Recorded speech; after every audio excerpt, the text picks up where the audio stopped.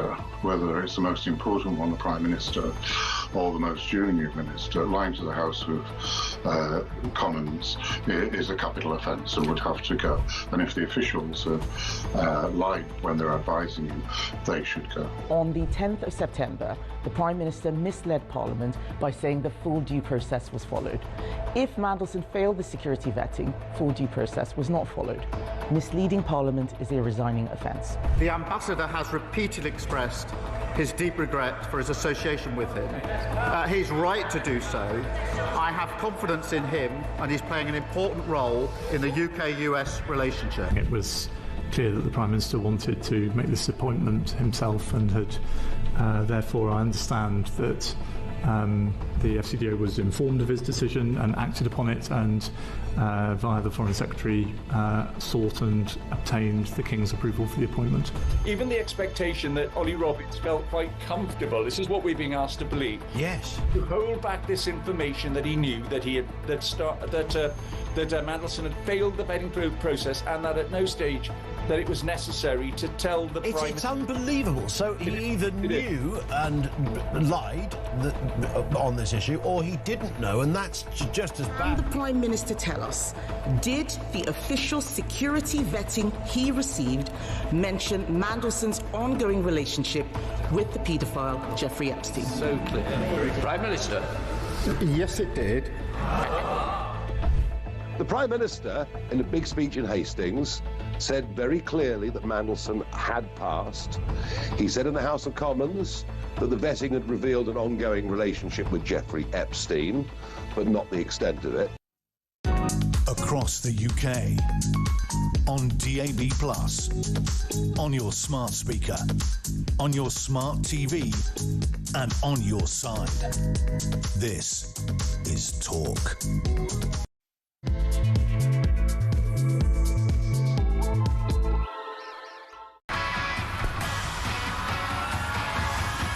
One or two things to talk about today.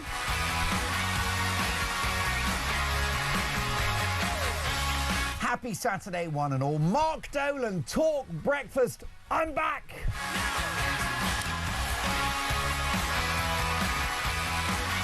And what a day to return to Talk Breakfast. Starmer on the brink.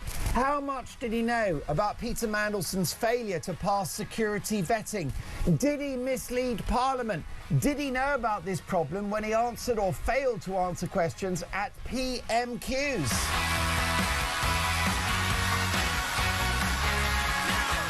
We're going to bring you all of the details and dimensions of this extraordinary political bombshell. Another big question this morning, how long's he got? Could he be gone by Monday?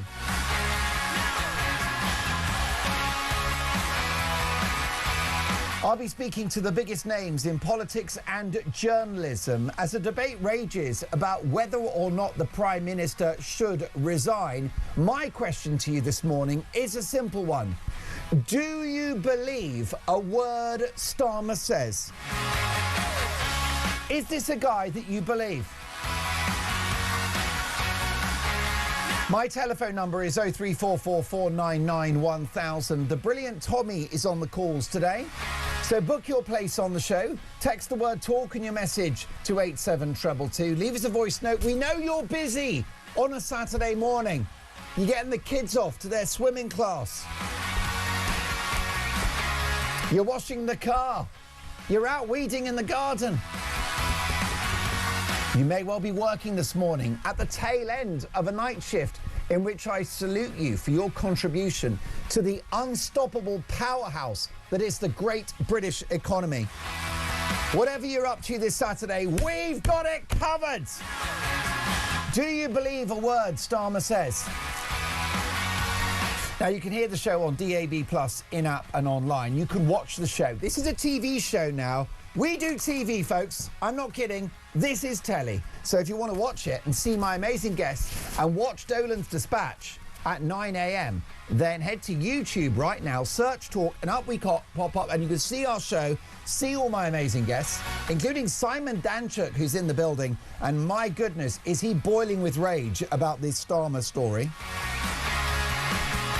Dave the engineer is pressing the buttons. A welcome return to the finest, most talented man in broadcasting. And the boss is back.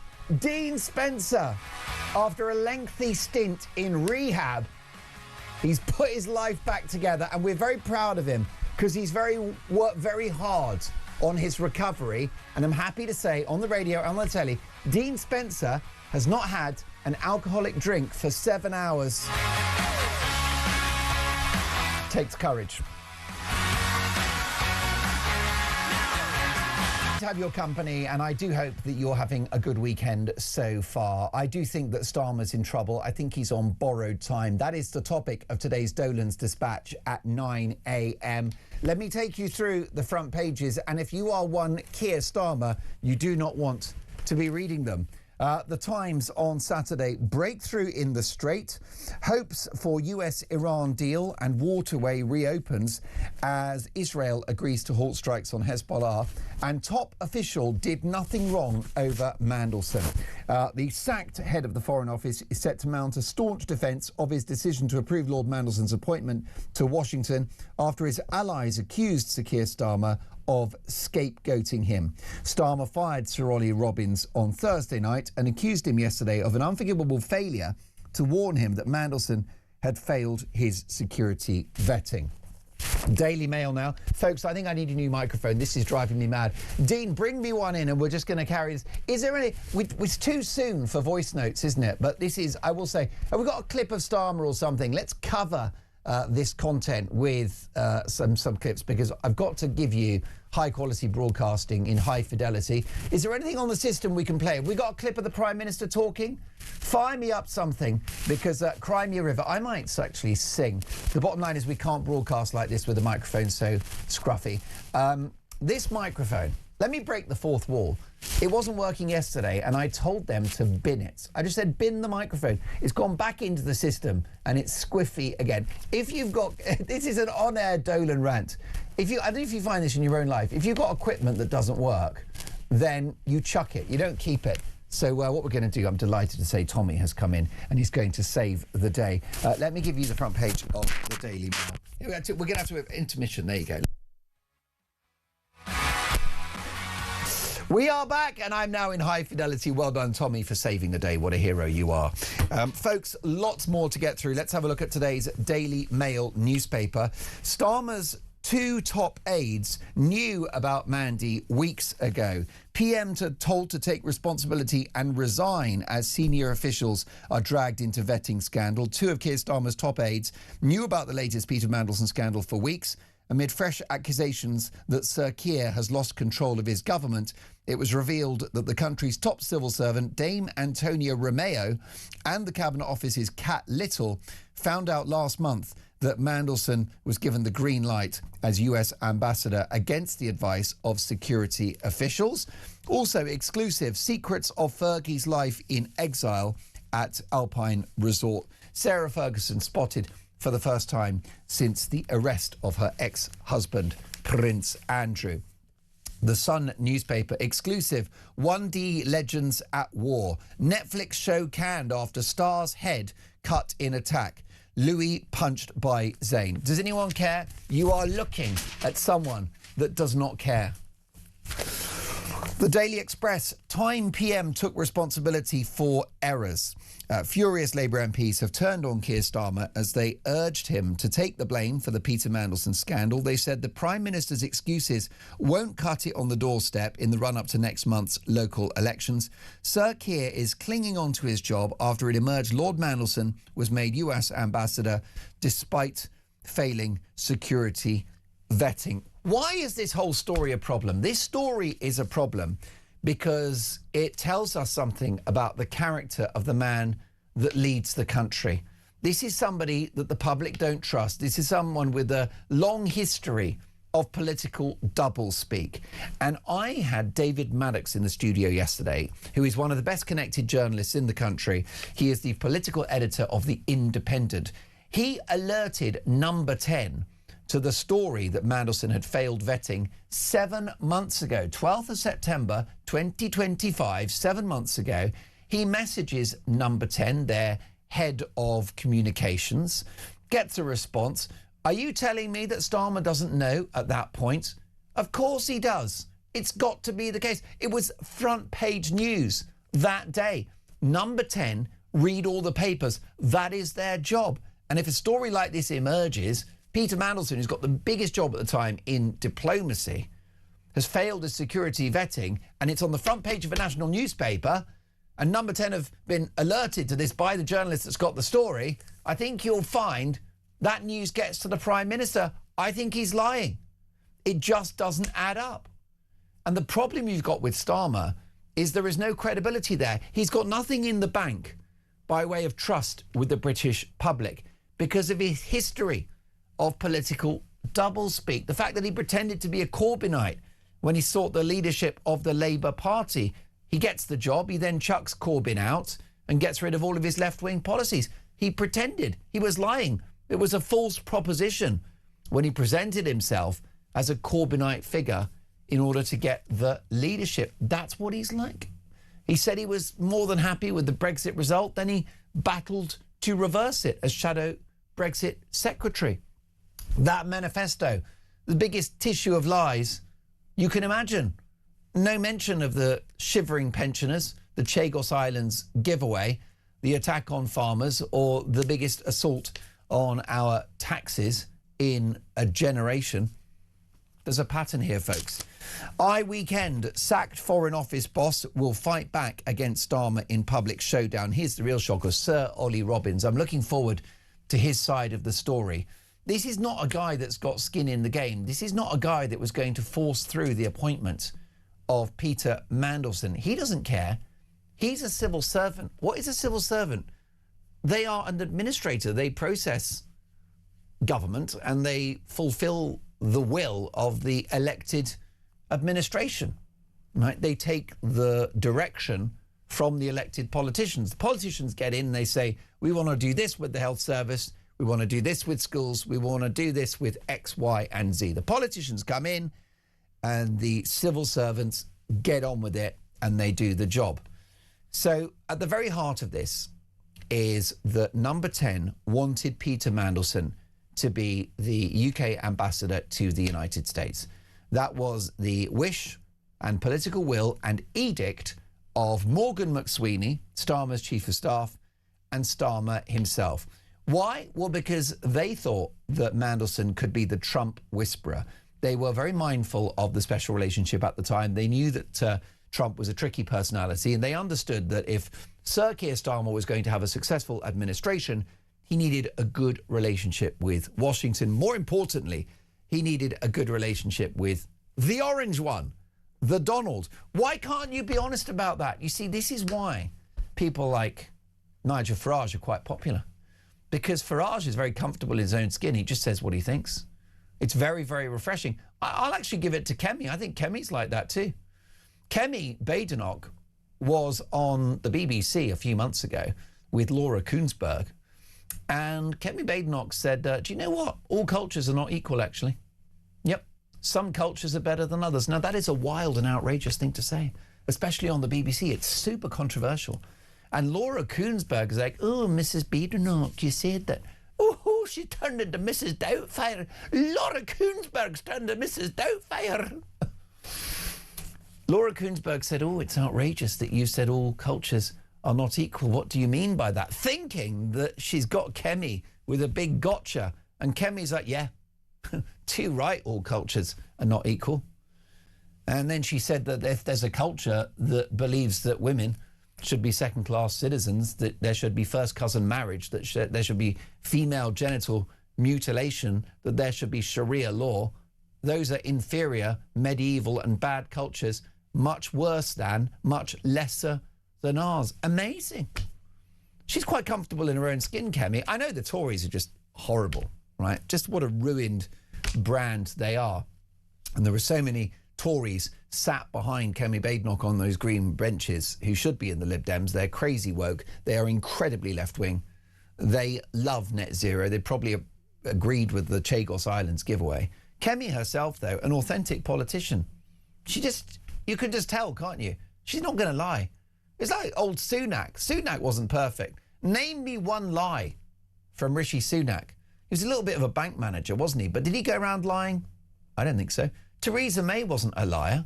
None of these politicians are perfect, but they're not liars. I don't think Liz Truss was a liar. In fact, the last sort of dishonest, duplicitous politician I can think of in number 10, in power, is probably Blair, because he was the master of spin. But all of the others, they may have been good, not good, popular, not popular.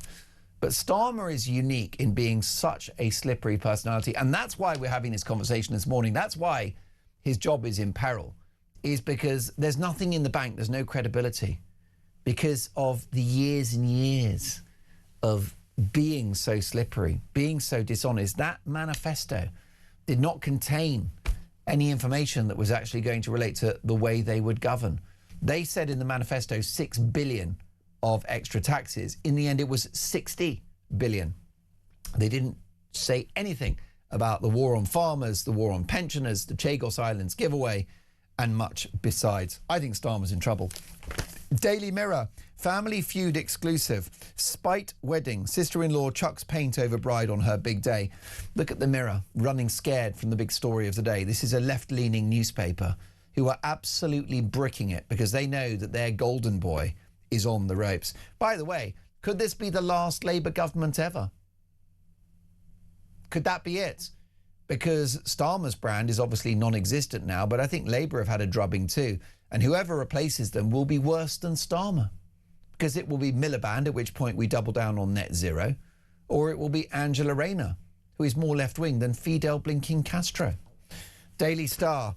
Did PM lie or is he useless? Au revoir, pants on fire, Keir. See, they're saying it. When you've lost the star, you're in trouble. The Guardian, Starmer warned he faces Judgment Day next week. Well, I've judged him already.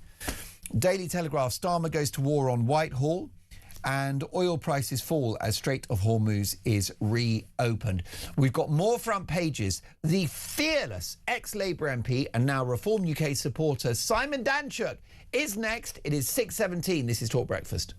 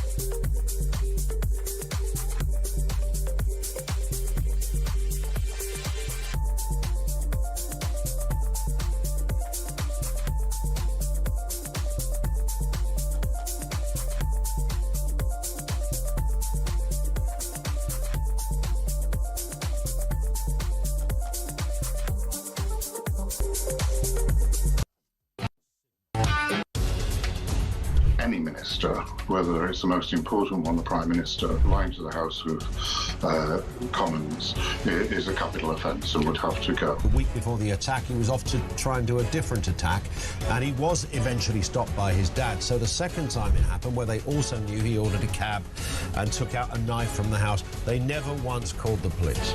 First rule of politics, don't slam the Pope. Don't have a go at the Pope, because you lose the Catholic vote at a stroke.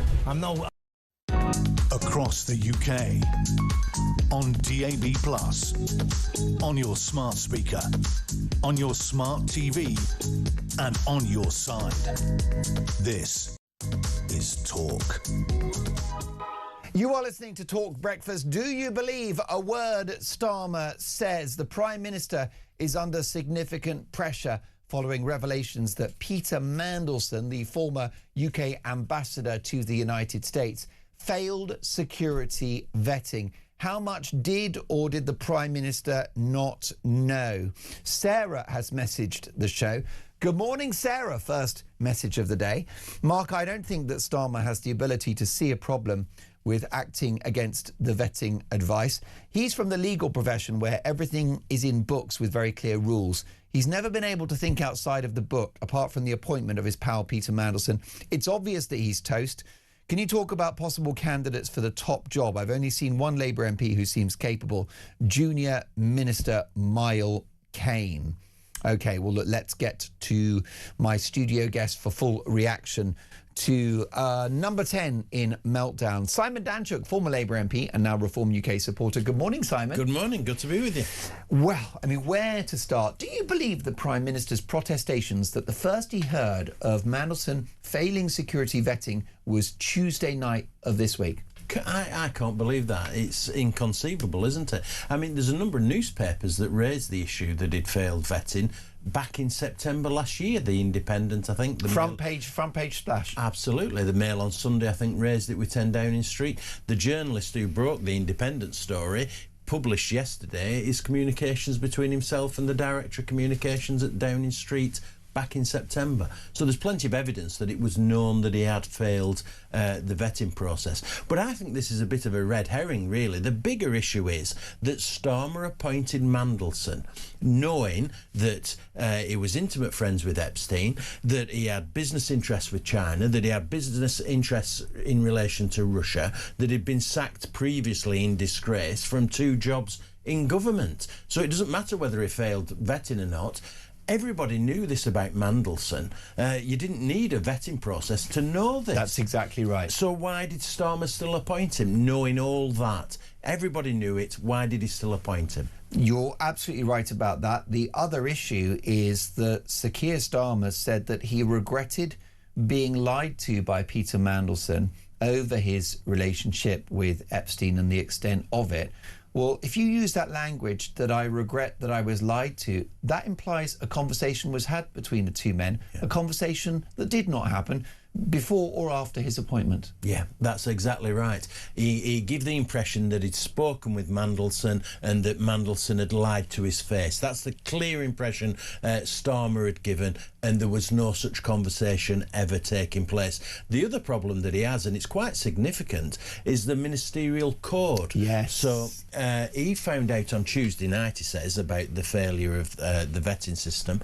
Well, he came to Parliament on Wednesday. The minister, for Prime Minister's questions, he should have corrected the record. The ministerial code, which he strengthened last November, Starmer strengthened the ministerial code. He made such a big issue out of it, and now he doesn't abide by it himself. He told Parliament that the vetting had been fine. He said that on a number of occasions. He could have, and then he found out allegedly on Tuesday that it wasn't fine. He should have corrected the record on Wednesday when he was in Parliament. Why didn't he? Most definitely, and he could even have issued a post on X. That's something the US president would have done. I mean, love Donald Trump or hate him, he communicates with the US public almost 24/7, which I think is a good thing. And Starmer could have made a statement from number 10 saying, it has just come to my attention, ... Yeah. Or, as you say, straight into the House on Wednesday morning before Prime Minister's questions. As you know, having been a member of Parliament, the Speaker will interrupt parliamentary business if a minister or a Prime Minister has a statement to make. That will always have primacy. Yes. They will stop everything to take a ministerial statement. Instead, we had half an hour, 40 minutes of Starmer refusing to answer questions at PMQs, admonished by the Speaker. He then goes out of the Commons and is yelling at the Speaker of the House of Commons on his way out, bashing his bench. I mean, you couldn't make it up. No, absolutely.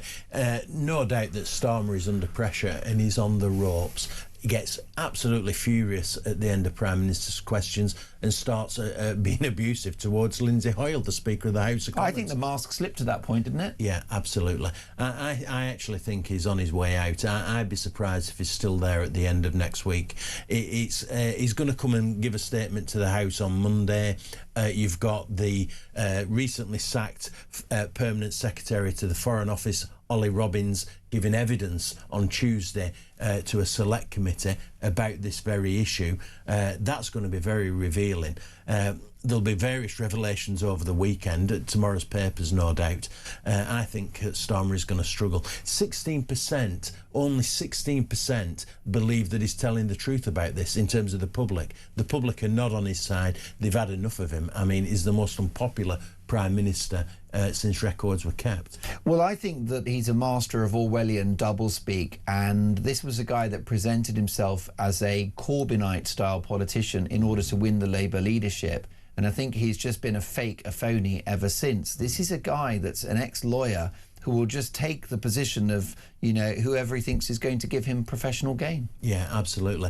And there's nothing in his... It's 2 years now that they've been in government. What have they achieved? What has been achieved? So if you look at the bigger issue, you know, if we don't get bogged down in the Mandelson affair, which I think we should do, because I think it's a real scandal, but nevertheless, moving away from that, what have they achieved in government? 2 years in power. They were in opposition for donkey's years. They're into power, and what have they achieved? Everything has unravelled. The economy's worse. People are feeling it really hard. There's wars going on internationally. He's hardly ever in the country. It is an absolute disaster for Labour. Well, you're right. I mean, he's destroyed the special relationship. The economy is in a position of more or less zero growth, flirting with recession. Unemployment is climbing again. Then we've also got inflation. The boats continue to come thick and fast, 70k since Starmer became Prime Minister, so that's up. Energy supply, a disaster because of net zero. I mean, can you find one good news story for this government? Really struggling. Really, and what would it be? Planning and free school meals? I mean, is that it? Well, yeah, breakfast club. If there were a government built on anything, breakfast clubs. Goodness me, that I don't even think it's a good idea. And also, and then all that is just spaffing taxpayers' cash. That's not great policy, is it? No, it isn't. That's the easiest thing, isn't it? To take money off people in higher taxes, which they're clearly good at, and then giving it back to some people. It's very convenient. You know, I've got kids, and it's easy to be able to, you know, get the kids to school and they get fed. But I don't think it's a good policy. We should be building responsibility amongst parents, not getting the state to take responsibility.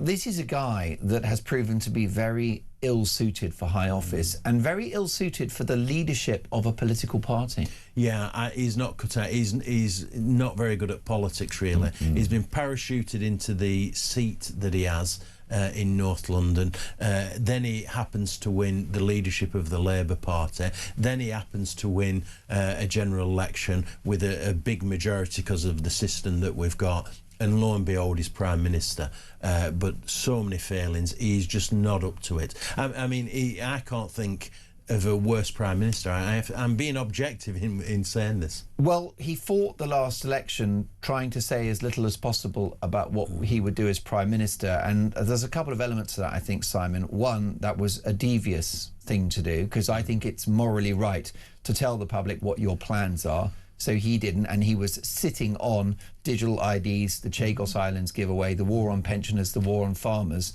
none of which were in the manifesto. And so that's one issue. And then there's a question of competence. I mean, he presented himself as, you know, the grown-up in the room, the decent man, a government of service, country first, party second. The opposite has played out. Yeah, totally. And you know, the image that people have of him now, this nothing ever come across his desk. You know, that's and it's the same with Mandelson. Nobody ever told me about. Oh, this. and it was the same at the DPP. Yeah, exactly. Jimmy Savile. It didn't come to his attention. Al Fayed and all the rest. Yeah, nobody ever brought it to his attention. You can't keep saying that, can you? People just do not believe him anymore. He has no credibility, and Labour MPs propping him up. I can't believe that they're going to prop him up for very much longer. I think the local elections, which are very imminent now, aren't they? We're nearly in May. First Thursday of May, local elections. Labour's going to get trounced beyond belief. Well, I think you're right about that. Well, you're listening to Talk Breakfast. Simon Danchuk, no better man to have in the studio, because Simon thinks that the Prime Minister could be gone next week. He's going to explain how that happens next.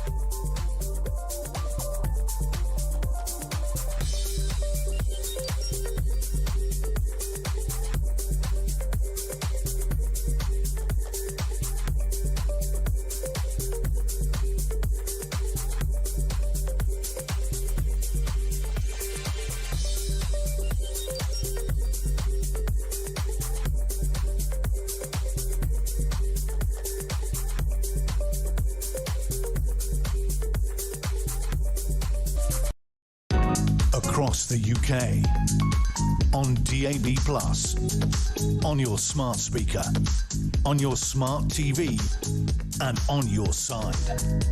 This is Talk.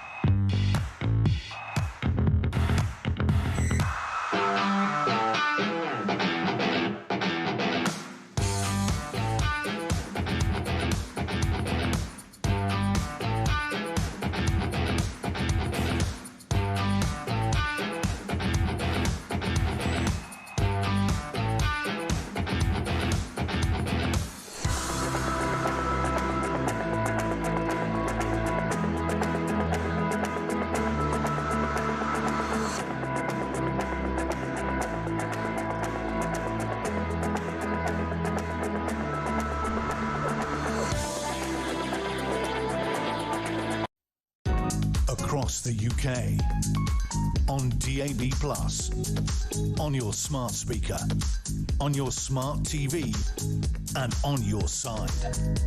This is Talk. You are listening to Talk Breakfast. It is 6:34. So much to get through. Do you believe a word the Prime Minister says? Simon Danchuk is a former Labour MP. Simon, do you believe a word the Prime Minister says? No, I don't. I think he's lying. And I think he's not very good at lying, is he? You know, people will say... Is he a liar or a lawyer? Which is it? Well, a bit of both, I suspect, yeah. I don't think he was ever a very good lawyer, and that's why he went into the Director of Public Prosecutions role, because he couldn't cut it in the private sector, so he went into the public sector, which is a common trait with some people. Yeah. But no, I think he's been lying to the public. I don't think there's any doubt about that. Maria is in Gloucestershire. Good morning, Maria. First call of the day. How are you? Good morning, Mark. Well, I'm just about awake, mate, so you'll have to be careful. Have you had your 3 Weetabix? No, I don't eat that yet. It's too early for me. What about, have you had a brew? Have you had a cup of tea at least? No, I'm having my coffee. Good God, I can't live without my coffee. Well, I'm glad to hear it. Now, Maria, do you believe a word Starmer says? Well, no, I never have. But I won't tell you one thing I do believe. I believe that he has narcissistic personality disorder, NPD. He will never, ever leave. He will not. Because nothing he ever has done is his fault. Right? That's interesting. Yeah. He has a grandiose sense of self-importance, doesn't he? Well, I find it hard to disagree, because he never takes responsibility for his own actions or his own failures, Maria. Nope. He's got exaggerating achievements or talents. And I'm reading this. Gaslighting his critics? Yeah, preoccupation with fantasies focuses on power, success, brilliance or beauty, entitlement, unreasonable expectations of favourable treatment, a need for admiration, requiring excessive validation, lack of empathy. Let's be true. He has got no empathy for anybody. He doesn't care. He's not interested. You can tell that, and he is so arrogant. He's everything that he does. He's never done anything wrong. He will never ever believe that he is in the wrong. He will never do it. He's not in the wrong. Narcissists don't. Maria, can I offer a note of defence of Starmer? Could you argue that most politicians have narcissistic personality disorder, or is Starmer unique?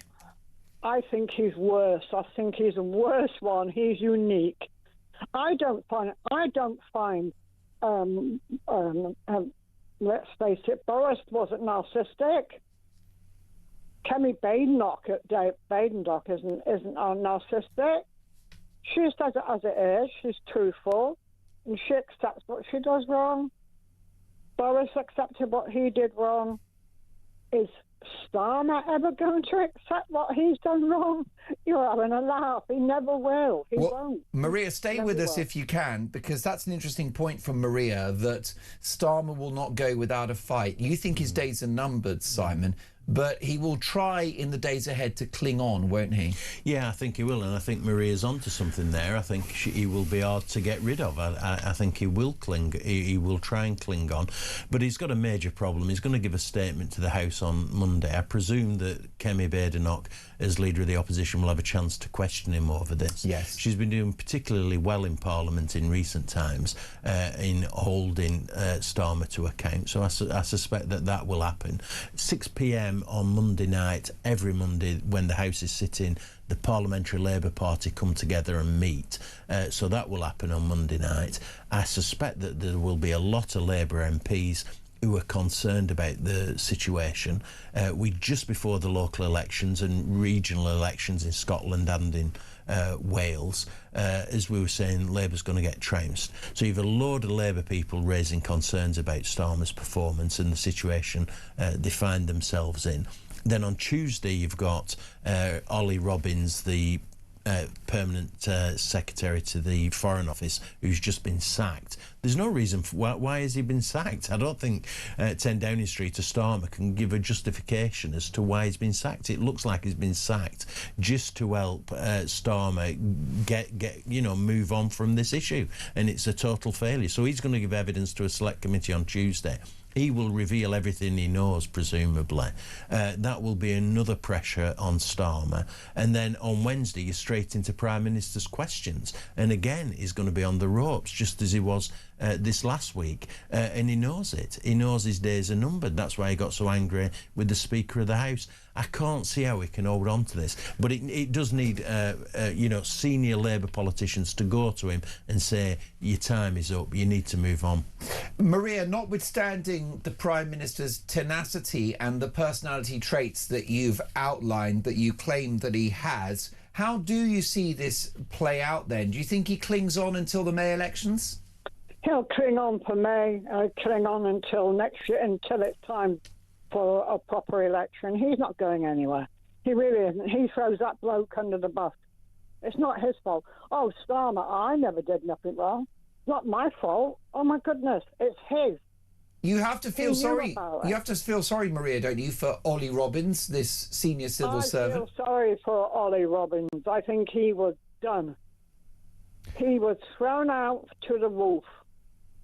Oh, it's his fault, not my fault. I never did nothing. Ollie Robbins was not in the Foreign Office when the appointment was made. Ollie Robbins was in post when it was revealed that Mandelson had failed the vetting. Now, it's been suggested by Number 10 that Ollie Robbins did not tell them, but then there's another argument, Maria, that it's actually not possible for a civil servant to go to the government with detailed private information that would come from a vetting process. Well, then, if Ollie wasn't allowed to speak to the government about this, why is he gone? Because Starmer doesn't want him there. He's got to blame somebody. That's what they do. MPD order is they have to blame somebody else but themselves. Oh my goodness. Do not tell me that the people who do the vetting did not know about Ollie, about this guy. What's his name? Mandelson, yeah. They knew about him. They knew, and they were the ones that should have said something, because it was them that was doing the seeking on it. They knew, and they must have told the Prime Minister. And if they didn't tell the Prime Minister, they're the ones that should be sacked, not Ollie Robinson. Now, Maria, with your comments about the Prime Minister's character, his personality, his makeup, and your claims that he's got narcissistic personality disorder... My idea, just the way I feel, because I know somebody who is. Well, that's it. You've got that experience. You recognise the signs. Exactly. With that in mind, does that draw into sharp focus, Maria, the importance of character when it comes to those who lead us, and why we need to be sure that whoever is Prime Minister is of good and sound character? Absolutely. Somebody who can share with us, who can make us feel good, who makes us feel that they are with us completely, that they're not above us. They're here to help us. That's why I like Nigel Farage, for instance, because he's like that, yeah? He talks to us like normal human beings. He doesn't talk down to us. Starmer looks down to us. He doesn't look at us. When he was talking to Kemi Badenoch in the thing that they start screaming and shouting at each other, he's not even looking at her properly. He doesn't answer his question because he doesn't know any of the answers. Well, he's very evasive. And you mentioned this narcissistic trait. Narcissists have a mask, don't they? They present an image of themselves. And I just wonder on Wednesday whether that mask slipped when Starmer attacked the Speaker of the House of Commons and bashed his fist down on the Green bench. He lost it. He lost it. And that means that he is on the verge. He's really on the verge. And he's going to get worse if we're not careful. He's going to make... That's why he had to sack that bloke. Because he had to do something. Because he was so enraged, he had to do something. And he'll sacrifice anyone to stay in post. Yeah. Oh yeah, he's going to be throwing all sorts of people to the lions. I feel sorry for the Labour Party, actually. I mean, so there's some good people in there. Yeah. And and I just think that he's treating his people terribly. I do. And he's treating us badly as well. He's not looking after us. I've got primary progressive MS. I've got no hope of recovery. I'm lying in bed talking to you in so much pain. I can't get doctor's appointments. It's so wrong. Where is he? It's so wrong. And I would have thought, I'm sure you've paid into the system for many years, Maria. Oh, yeah. I used to be in the forces. My father was in the forces. I've been all over the world. I've worked hard all my bloody life. I get a pension, right? My husband sadly died away. I get a bit of his pension as well. And now, when we get a tiny, tiny bit of money every April now, right, on the 3 gaps, this 3 thing, I end up having to pay HMRC. Last year, I had to pay them £500. It's absolutely ridiculous. Because I was slightly above, right, what I should be earning. But it didn't matter that I have to pay and go and get people to clean for me, take people out from a dog so that I can, because I can't do it myself. I spend a fortune. Well, Maria, if you save, work hard and prepare for your retirement, you're a mug, aren't you? Because you'd be better off if you hadn't lifted a finger for years. The fact that you have savings and a pension, it means that you're now low-hanging fruit for the Treasury. If I was working all my life, which I did, right, and I got a little tiny pension, you know how much my work pension was? You want to laugh? £200 a year, and I paid tax on it. You couldn't make it up. Maria, can we, on behalf of my viewers and listeners, we're sending you all of our love and our warm wishes. My heart goes out to you for the symptoms that you're battling, Maria. I will say that you've got a mighty spirit. Oh, yeah, I've always said I'm a Leo boy. I'm a Leo. Well, this is it. So what you've got to do, right, our job is to put a smile on your face and help you in your daily battle with your health issues. But let me say you're formidable, Maria, and you've absolutely brightened our morning today. Oh, well, that's fine. I'm glad about that. But, you know, life is life, isn't it? You've got to live it the best way you can. There's no point in feeling sorry for your bloody self. Get on with it. Most definitely. Maria, you've got to call me again soon. More power to you, my darling. Go and get another coffee. And keep dropping those truth bombs. The fabulous Maria in Gloucestershire, who has... thank you, darling. God bless you, darling. She has a lot of health issues, but a formidable person. Just a great character. She's worked hard all her life, crippled with illness now, but she's got a fighting spirit and she can see through Starmer. Maria's onto something. I really believe that. She's a star. And I think she's right. You know, I actually think this is going to come out at some stage when Starmer's finally gone. He is a strange guy, isn't he? He struggles to communicate human. He doesn't speak human, does he? And she were contrasting him with Nigel Farage. Nigel Farage does speak human. He can really communicate and understand and connect with people, but Starmer just doesn't have it.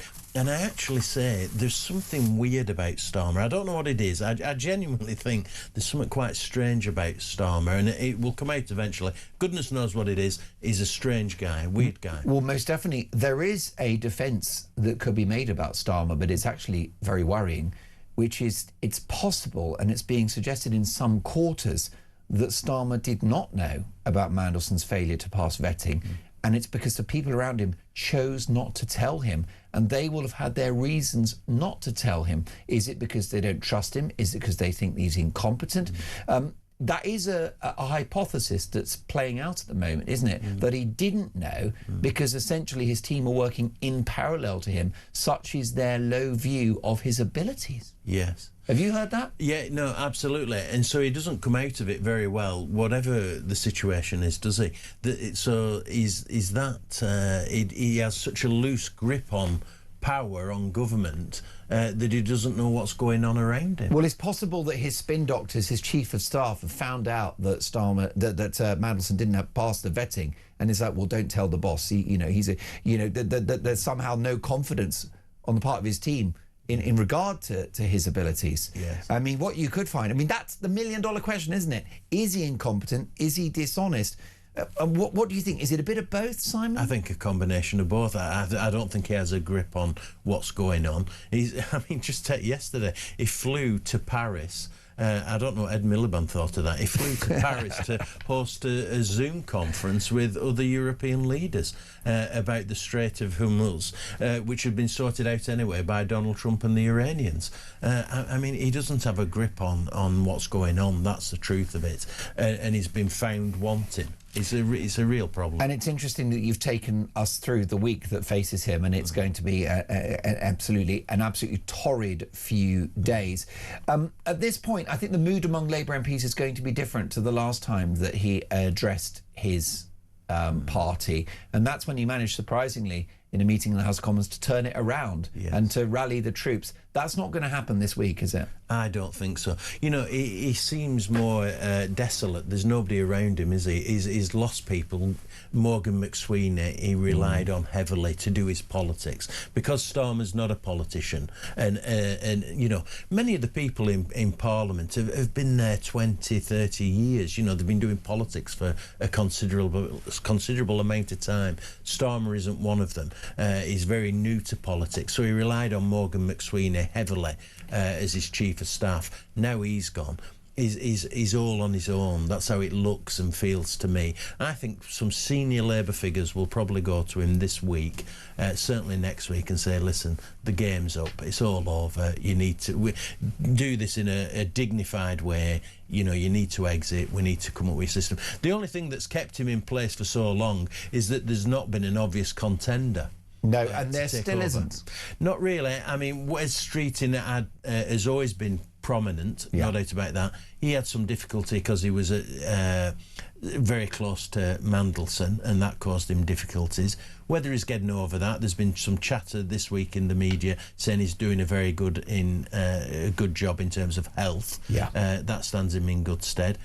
So he's certainly a possibility. The worry is Angela Rayner or Ed Miliband wanting to take that top role. The other as well is obviously Andy Burnham, but he hasn't got a parliamentary seat, and there's no doubt about it. He's organising, but he can't get back into Parliament quick enough. So he's hoping that Starmer hangs on for a bit longer. Wes Streeting is a talented politician, and he's able to do politics. He knows a soundbite, he knows a headline, and as you said, he's winning plaudits in the health department, particularly in regard to waiting lists, and standing up to and standing firm against the unions in regard to those junior doctors' strikes. But my Labour sources are telling me that he's too right-wing for the party. He'll never get it. That's the problem, isn't it? All the surveys of Labour Party members show that Ed Miliband, Andy Burnham, Angela Rayner are very popular because they're on the left. The Labour Party is a very tribal organisation, isn't it? Yeah, absolutely. So, yeah, that's... And they wear their hearts on their sleeve. They're not like Conservatives who are very rational and are choosing someone that can win elections. It's not really in the Labour Party mindset, is it? No, that's right. It's almost masochistic in some respects. And the Labour Party membership isn't attuned or in line with the wider general public. So Wes Streeting would be much more suitable and in line with the general public, but that doesn't suit Labour Party members, as you say. Do you believe a word the Prime Minister says? We've got some brilliant voice notes, courtesy of engineer Dave. This is Eugenie. Good morning, Mark. Super show as always. I love waking up to you on the weekends. Oh, thank you, Eugenie from Bexhill-on-Sea. I think Starmer is worse than a used car salesman, for example. He'll say anything you want to hear just to please you in that minute. He doesn't believe in anything he says. He'll just say what you want to hear. He needs to go. He's such a hypocrite. It makes you so angry. Anyway, great show, Mark. It is quite shocking, isn't it, Eugenie? The extent to which this man has been found out in high office. Here's a voice note from Peter. Good morning, Mark. Now, for years it's been known that Peter Scandalson, is a wrong 'un. Even that couldn't have got, that must have got to the Prime Minister's ears, even when he wasn't Prime Minister, that this Peter Mandelson is a wrong 'un. You shouldn't give him a job like that. So why was Mandelson even considered for that post in the first place? There's something a lot more to this going on. I mean, was somebody leaned on to give him the job? Has someone got some dirt on somebody else? But we all know, at the end of the line, Mandelson should never have been given that job. And even when he was given the job, and it all started to, all this stuff started to come out about why did you give him the job, Prime Minister, Starmer should have just relieved him of that position immediately, not let it carry on until something happened. The man needs to resign today. He needs to resign while he's in France and take a long holiday and probably not come back. Well, it's interesting, isn't it, Simon, because you mentioned in regard to the vetting procedure that he'd failed it. And David Maddox, the political editor of The Independent, when he reached out to Number 10 with this story in September of last year, said that he understood this issue around the vetting of Mandelson was not his relationship with Epstein, that it was actually his links to China. Yes. Because he worked with a lobbying firm who had links with Russia and China. So this could have serious national security elements to it too. Yeah, absolutely. And and let's not forget that Mandelson is now facing a criminal investigation by the Metropolitan Police. I mean, the allegations being that he was passing extremely sensitive information on for financial gain. That's the accusation against him. So some really serious issues involved in. That's why it's such a scandal. Peter there makes an interesting point. Out of all the choices that Starmer had, why did he pick Mandelson? There's lots of people who he could have chose to do the job. The incumbent US ambassador was considered very well, very good at the job. And the White House said, we are happy to keep her. Yeah, absolutely. I mean, you're struggling to find anybody who thought Mandelson was a good appointment. The King was against it. David Lammy was against it. The Trump was against it. The US state was against it. There was only Starmer, Morgan McSweeney and Matthew Doyle, I think it was, the head of communications, who were in favour of it. Both of whom were protégés of Mandelson, as you mentioned. Well, I think only two words are appropriate. Death wish would probably be my estimation of that. Let's take another voice note. This is Bert. Morning, Mark. Your show's a great start to the weekend. One good piece of news for our erstwhile leader, Mr. Starmer. If he does have to go, he can soon cash in on his gold-plated pension, provided by a tailored Act of Parliament and funded by you, me, and hard-working alarm clock Britain. Have a great day, Bert from Tooting. Bert, thank you for your kind words and thank you for pointing that out. By the way, there is a financial cost to this latest political drama because Ollie Robbins is rumoured to have received, at the bare minimum, a six-figure payout. Why? Because he did nothing wrong. Yes. Yeah, and Harry Cole of the Sun newspaper makes the point yesterday that the irony is Ollie Robbins was one of the few people at the central government who thought Mandelson was a mistake, shouldn't have been appointed, and he's the one that gets sacked. I mean, you couldn't make it up. But yeah, he'll get a payoff, just like Sue Gray got a payoff, just like I'm sure Morgan McSweeney will get a payoff.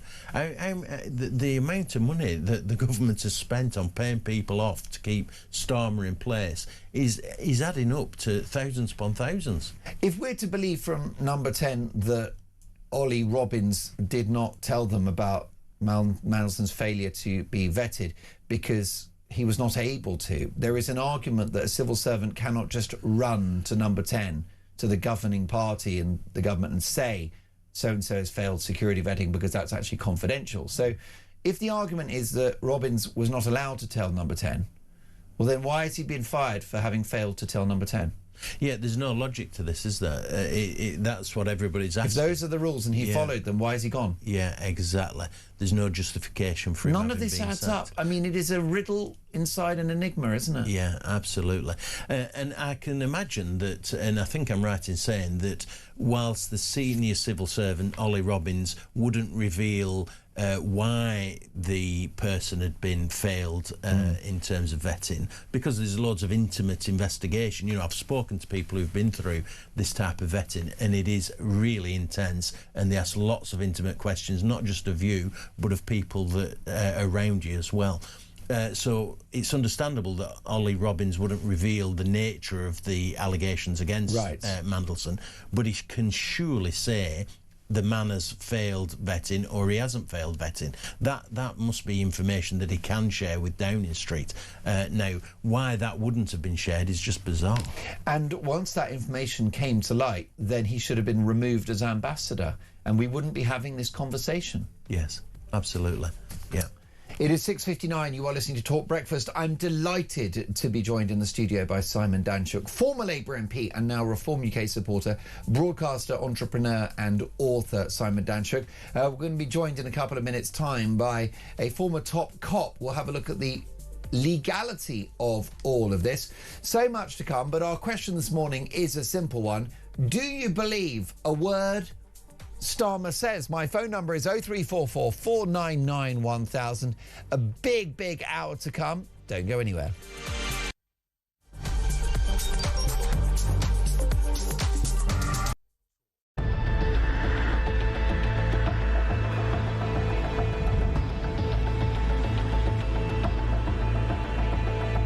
This is a scandal, as you say.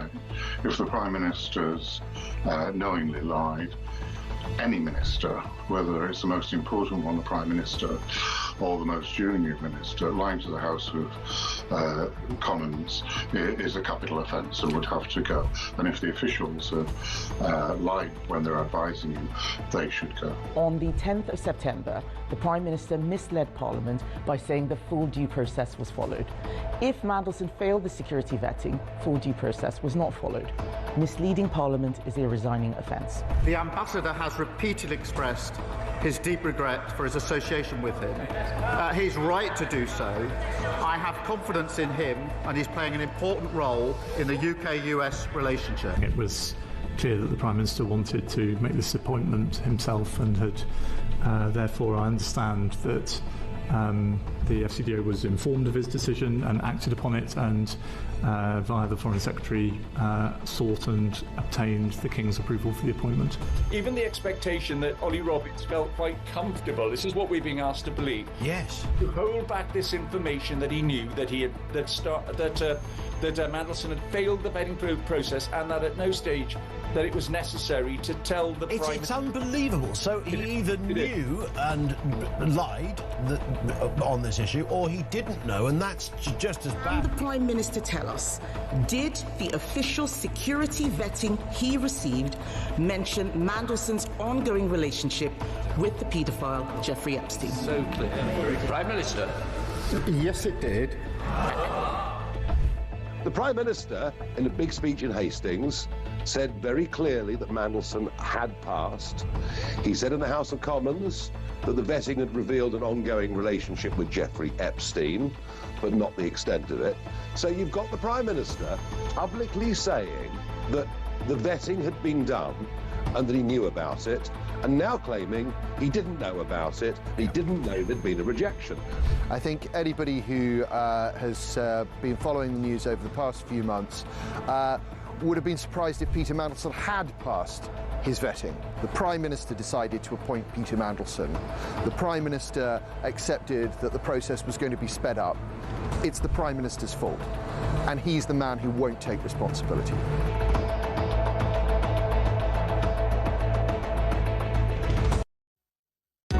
Across the UK, on DAB+, on your smart speaker, on your smart TV, and on your side.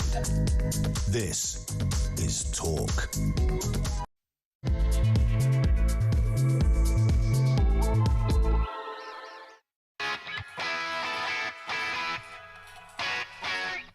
Oh dear, Keir.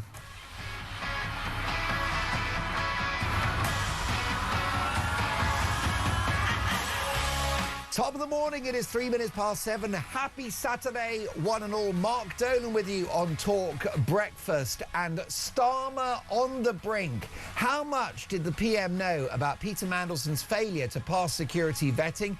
Did he mislead Parliament? Did he know about this problem when he answered or failed to answer questions at PMQs? And how long has the Prime Minister got? Could he be gone by the end of this week? Well, that is certainly the view of the brilliant Simon Danchuk, former Labour MP and now Reform UK supporter, entrepreneur and broadcaster. Danchuk says he may well be gone by Thursday or Friday of this week. Now, we're going to bring you all of the details and dimensions of this extraordinary political bombshell. I'll be speaking to the biggest names in politics and journalism.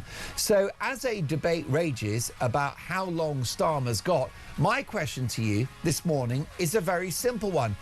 Do you believe a word he says? Do you believe a word the Prime Minister has to say? My phone number is 0344 499 1000. Tommy is taking your calls. Ring that number, say, Tommy, put me on Talk, because I'm going to drop some truth bombs. You can also text the word Talk in your message to 87222, or leave us a voice note. We know you're busy on a Saturday morning. You can hear us on the radio, DAB+, in app and online. You can watch the show. Head to YouTube, search Talk and Up We Pop with all my amazing guests and Dolan's Dispatch. YouTube, search Talk, hit the live button. As the saying goes, let's talk. Do you believe a word the Prime Minister has to say? Let's start now this hour with today's front pages. And there's only one story in town, folks. The Times top official did nothing wrong over Mandelson. Sir Ollie Robbins, the chief civil servant in the Foreign Office, has, according to the Times, followed the rules, which would beg the question, why has he been forced to resign? Why has he had a reported six-figure payout?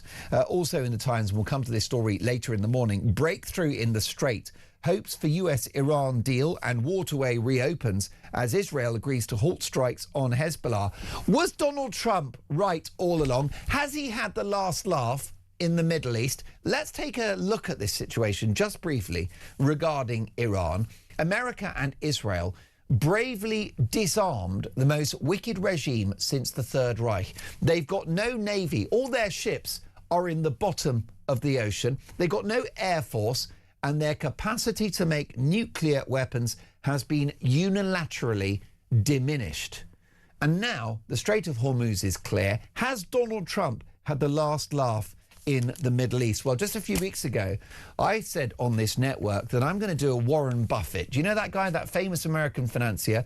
And he's well known for buying when the stock is low. And I bought the Iran war when the stock was almost zero. I think the Iran war, I think that it will age very well.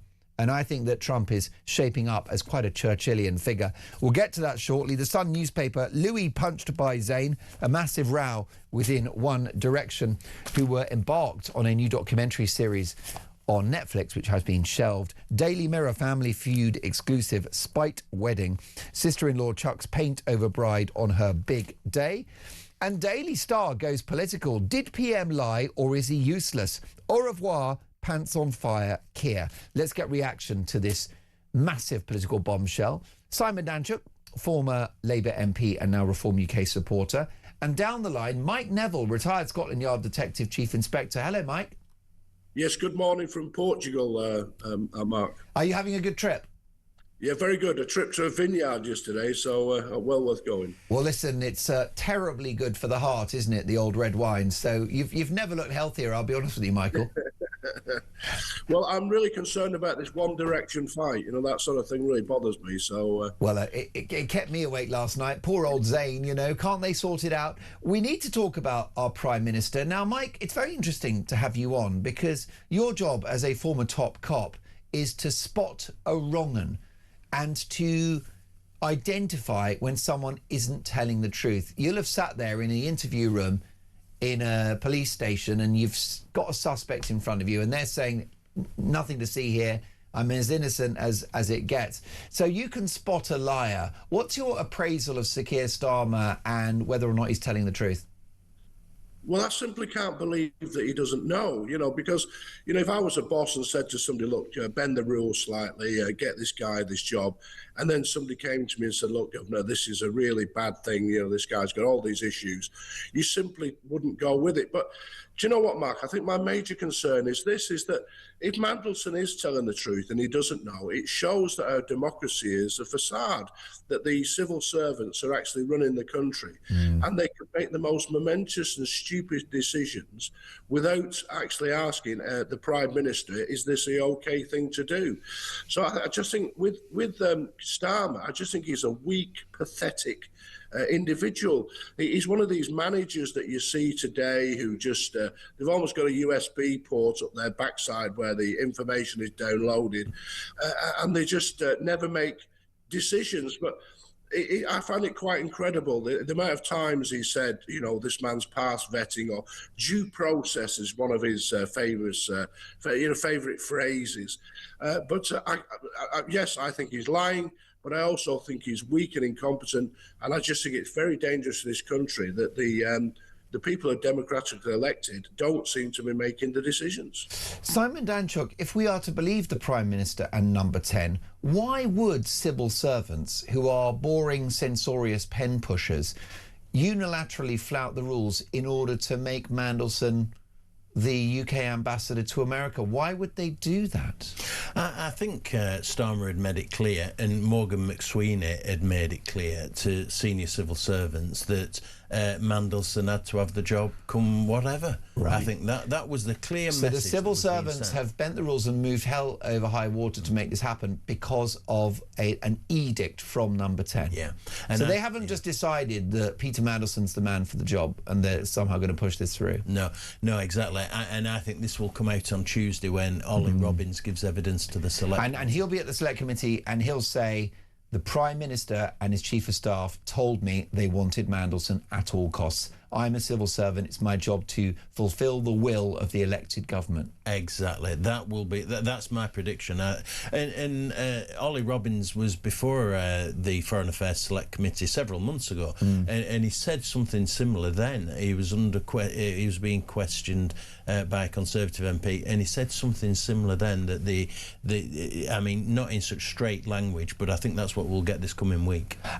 As a former civil servant, is he limited in how much he can say to that House of Commons Select Committee? Is there a chance that he has to plead the fifth on every answer or not? I think that's very difficult for him to do that now. I mean, you're under compulsion to go to the Select Committee. Parliaments can insist that you appear, but I suspect... Can they insist you answer the question, though? What about the Official Secrets Act? But I think he's aggrieved about having been sacked unnecessarily, so I think he's going to tell the And he's truth. not going to get prosecuted, is he? No, not at all. No, I think he wants to get his message across. He's already had friends coming out in the last 24 hours fighting his corner on these issues, quite understandably.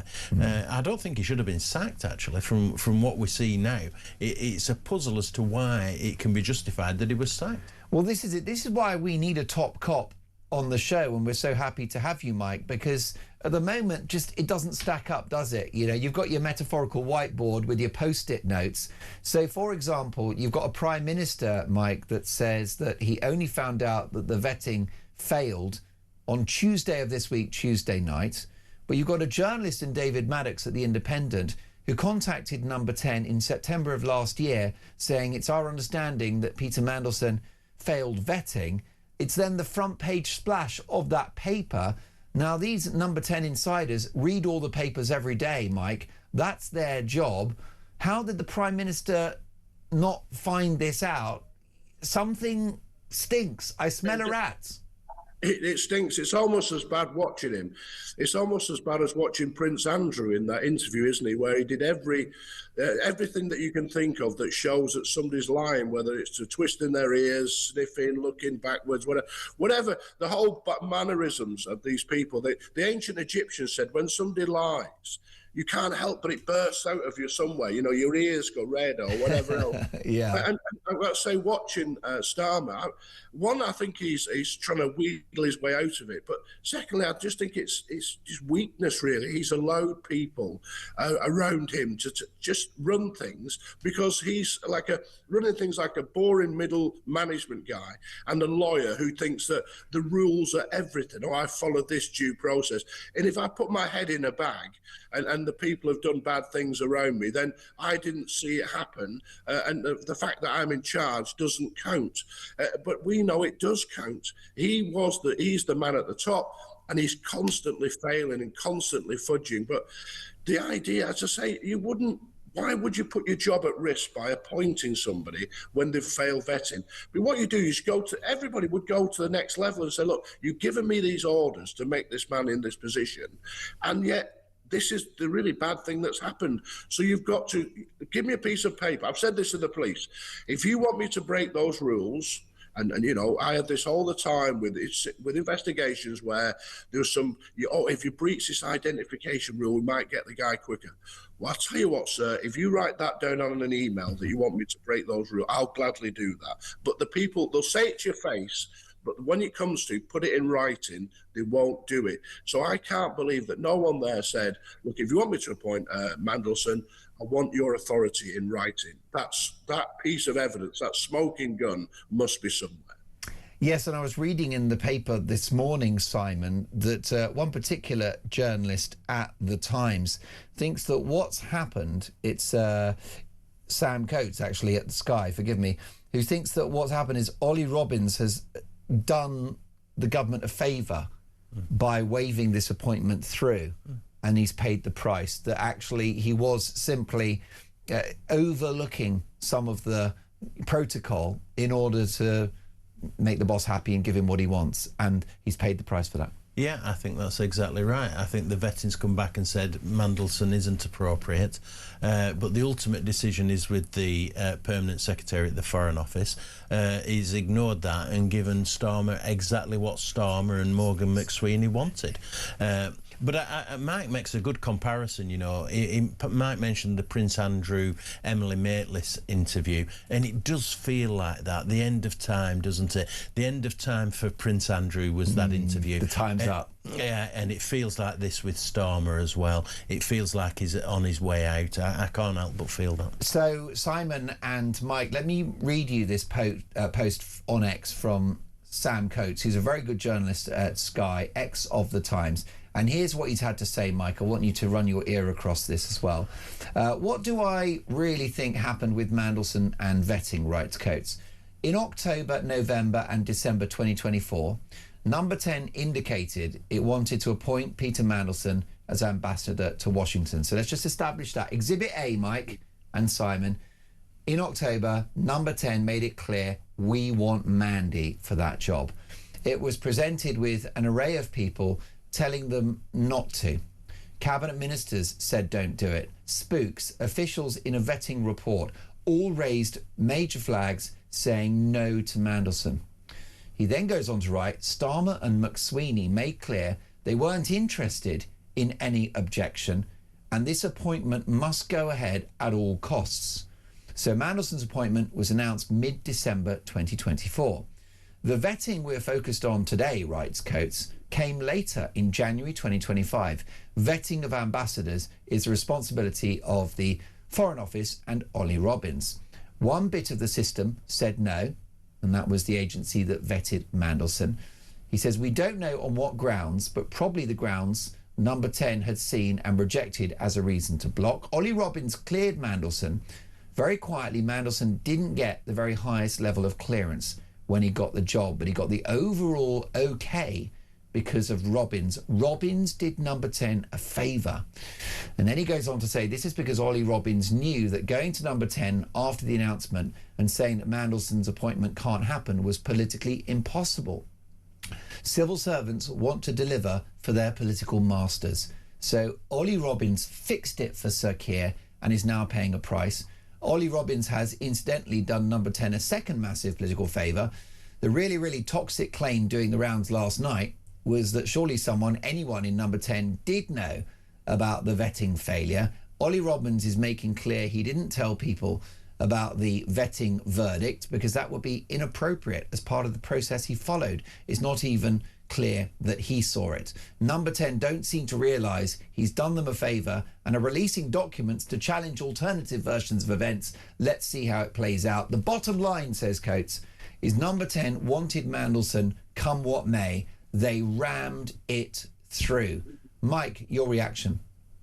Well, one of the key things when you're investigating any kind of crime is not just what people did, it's why they did it. What's the motivation? Right. What is the motivation for wanting Mandelson? And it's almost like we've seen Mandelson arrested for misconduct, alleged misconduct in a public office. And it's almost like there's a conspiracy to commit misconduct in the public office here. And it needs an investigation into what these people are up to. All of these individuals seem to be possibly guilty of this crime. And the key issue here is why they did it. What is so important about ramming Mandelson into that position? We know he's a snake. We know he's been dismissed from Parliament twice before. Why would you take such a dreadful risk? So there's something stinks here, and the motivation is the key factor, I would suggest. How do you think it's going to play out, Mike? What do you think is going to happen? Simon says that the Prime Minister could be days from resigning. It could be. I think the key thing for Labour is they've got a massive shock coming with the elections, particularly if they lose Wales after a whole century. So it's almost like if you're going to go, don't get hung for a sheep, get hung for a lamb. So he might as well go for all of it and take the whole rotten mess with him. Why allow somebody else? I don't think it's a manner of honour at all, but if you're going to go, then go for the whole stinking mess, Wales being lost, the elections losing thousands of councillors, and all this at the same time. Go down flaming in not so much glory at all. Simon Danchuk, you get the last word on this. Yeah, I think he might try and hang on until the May elections. If they were smart, though, Labour MPs would push him to announce that he was going to go this coming next week, so they could go into those elections knowing that the Prime Minister would be replaced sometime after them, and that might give him a bit of a lift in those local regional elections. Greatly fortunate of us to have you in the studio. Thank you so much for joining us, Simon. Have an excellent Saturday. Simon Danchuk, former Labour MP and Reform UK supporter. Have a good Saturday, Simon. Look, so much more to get through. Do you believe a word Starmer says? This is Talk Breakfast.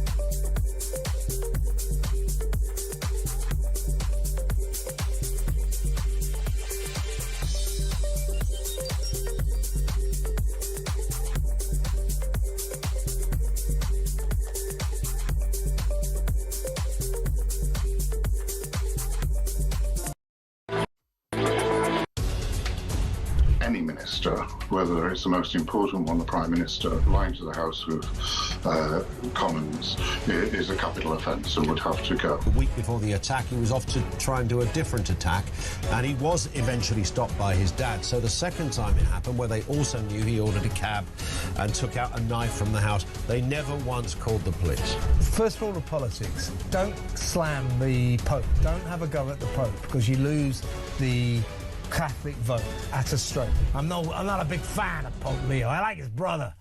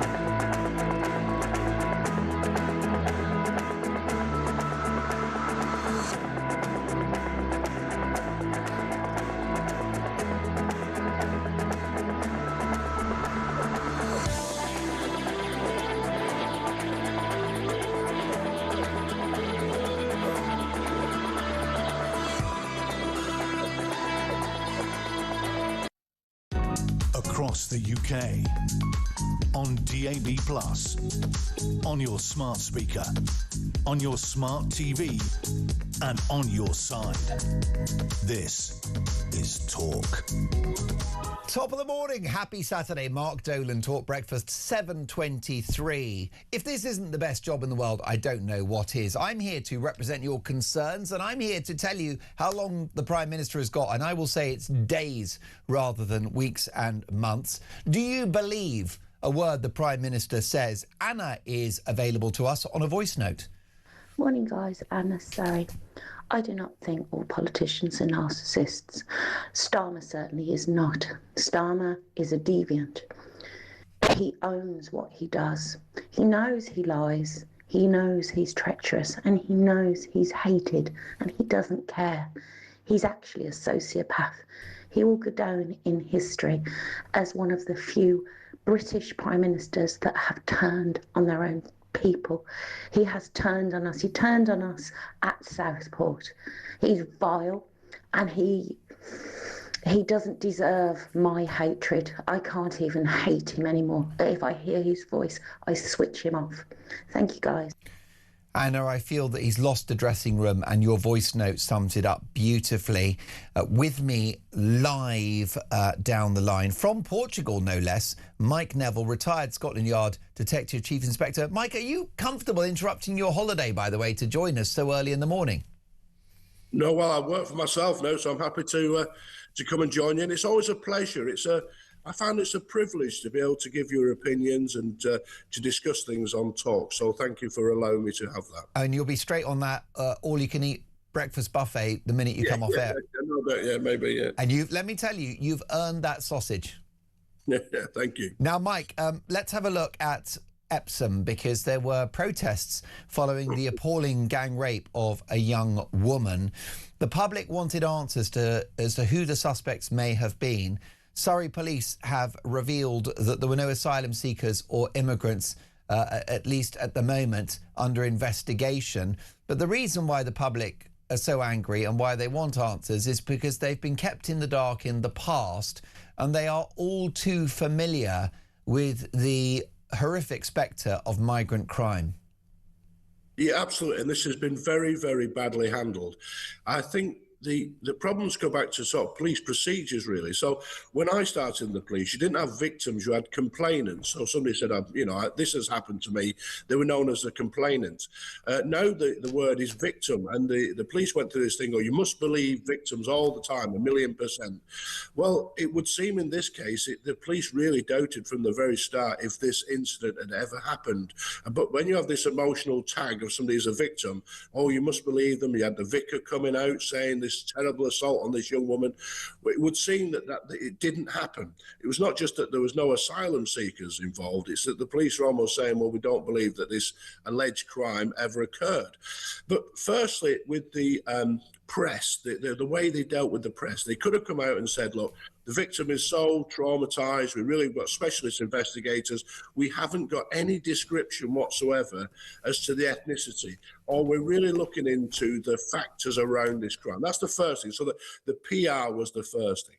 The second thing was the way they reacted to a small public demonstration in Epsom, which, as I understand it, involved people blasting out Sweet Caroline over loudspeakers and somebody throwing a traffic cone. Well, what you had there is rows and rows of officers in riot gear with visors on, with big shields. And what people see is they see what happened in Clapham two weeks ago, where gangs of mainly black kids were running around stealing and all this, and nothing much was done about it. 3 arrests were made, no riot cops deployed. And then they see a sort of load of white people being challenged by riot cops and how it looks.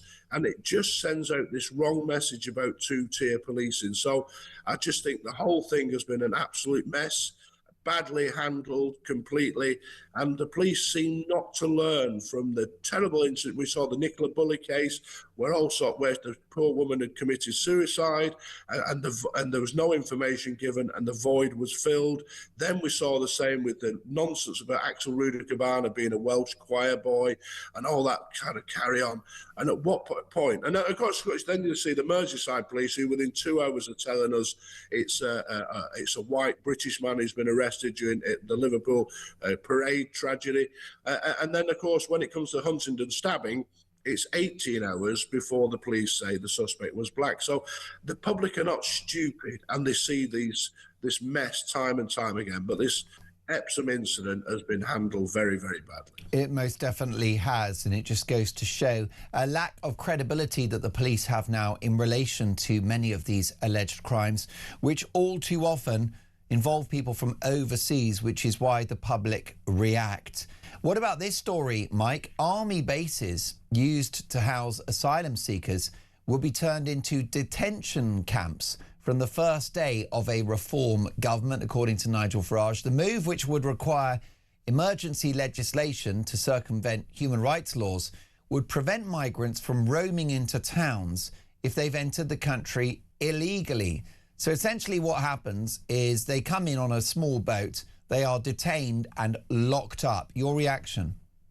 That's the way it should be. We don't know who these people are. You wouldn't let people in your house. I wouldn't let people in my house if I didn't know who they were and what their motives were. And again, when I was a young soldier, I was on an army camp. You couldn't just walk out the gate. You had to book out. You had to have a reason to go out. And so I think it's absolutely essential that these places are used as detention centres until we've confirmed exactly who this person is and what risk they pose, particularly to women and girls. shows the idea that this is some kind of fascist outrage just shows the lunacy of the left, that you would put undocumented men into a place near a little town and let them roam freely is just insanity. And so I think it's a good step forward. Well done, Reform. Yes, indeed. I think it's a policy that will go down very well indeed. I just don't know how we got to this place, Mike, where people that have entered the country illegally are accommodated in hotels, and of course now it's going to be homes of multiple occupancy, are given pocket money, are given a mobile phone, given 3 meals a day, a dentist's appointment, a GP's appointment, and spending money. It's ruled by left-wing lawyers, isn't it? And as I said, in the first half of my appearance, we appear to be ruled not by democratically elected politicians, but by a civil service and establishment, which is absolutely corrupted by these left-wing values. And I think what sums it up here is that with Starmer in particular, his phrase about smash the gangs, because to him, the gang masters might have been villains, but the people coming across, they're victims, fleeing persecution in France and all this sort of nonsense. You can just see in the language what the establishment actually thinks of these people. They don't think they're any risk, and anybody who thinks they're a risk is obviously a far-right fascist. Yes, I haven't had a chance to discuss with you, Mike, because you've been away, the news based upon a BBC investigation that lawyers and unregulated advisors are coaching asylum seekers to pretend to be gay or pretend they come from a domestic abuse setting in order to stay in the country. First of all, did it raise an eyebrow on your part that it was the BBC that unearthed this? It did. I did, actually. Well done to the BBC for doing it. I absolutely right that they did it, and it just shows that they can still do good journalism. But, I've known in all my time with the police, lawyers doing dodgy things to help their clients. And does it really surprise us that they would be coaching people on saying I'm gay or lesbian, whatever? And what it does, of course, is there will be a very small percentage of people who have fled Iran because they're gay and they were going to be tortured or whatever.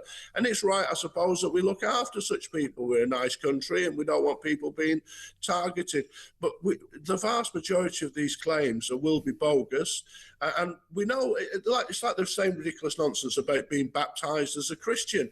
We know that 99% of those were not true at all. But, you got some naive vicar there who's sprinkling his holy water around thinking he's doing the right thing.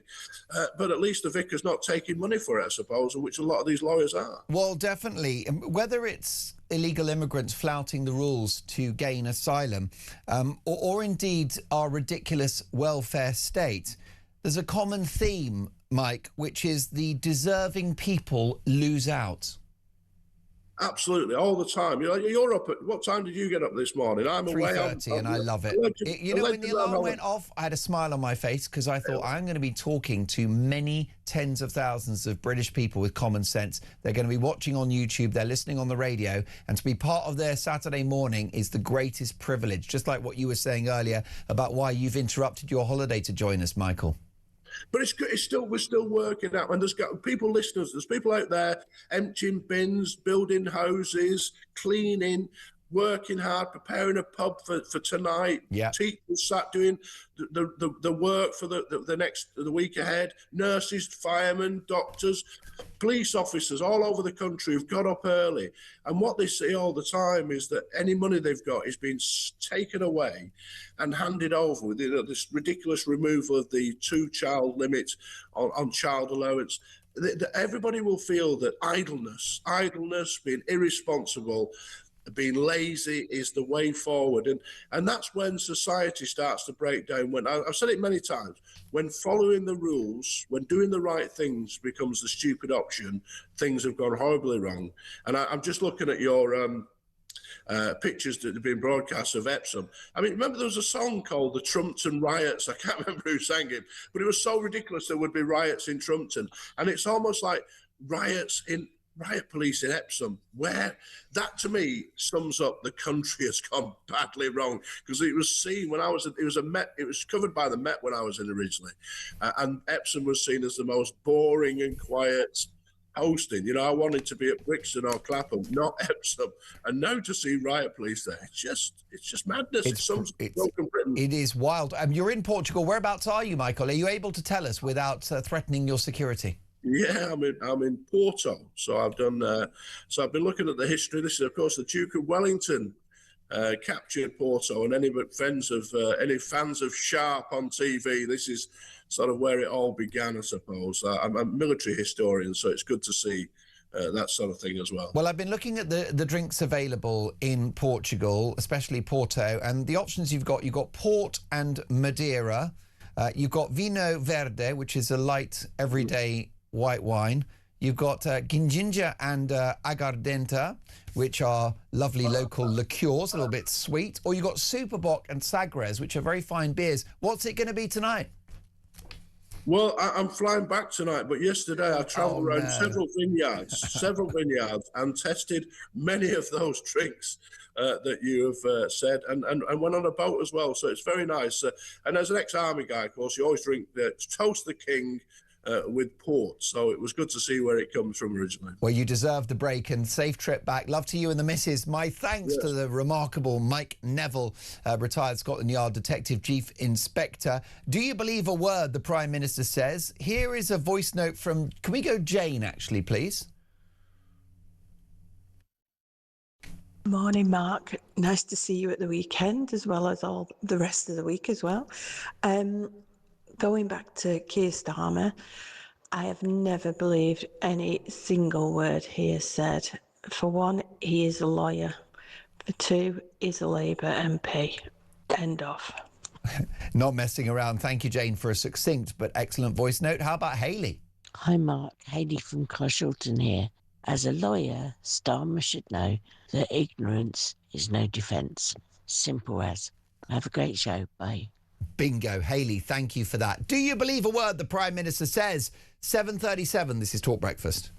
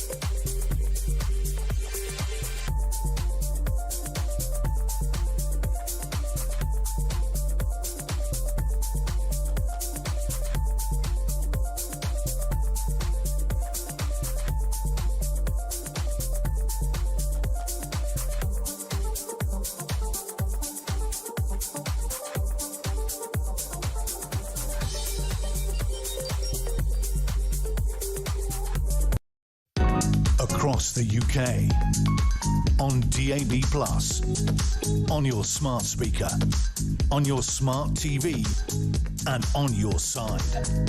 This is Talk. You are listening to Talk Breakfast, and Crowborough is a beautiful town in East Sussex which has been massively disrupted with news that up to 500 undocumented men will be accommodated in a local army training centre, and the community are not happy about it. Kim Bailey is the chairwoman of Crowborough Shield, who are fighting this move by the Home Office, and Kim joins me now. Hello, Kim. How are you doing? Hi, Mark. I'm good, thanks. How are you? Really good. Good to have you back on the show, although I wish it was under happier circumstances, which is that you have prevailed over the Home Office, and this is not going to happen. What is the current status? Do you know roughly how many people are accommodated in this army training centre at the moment?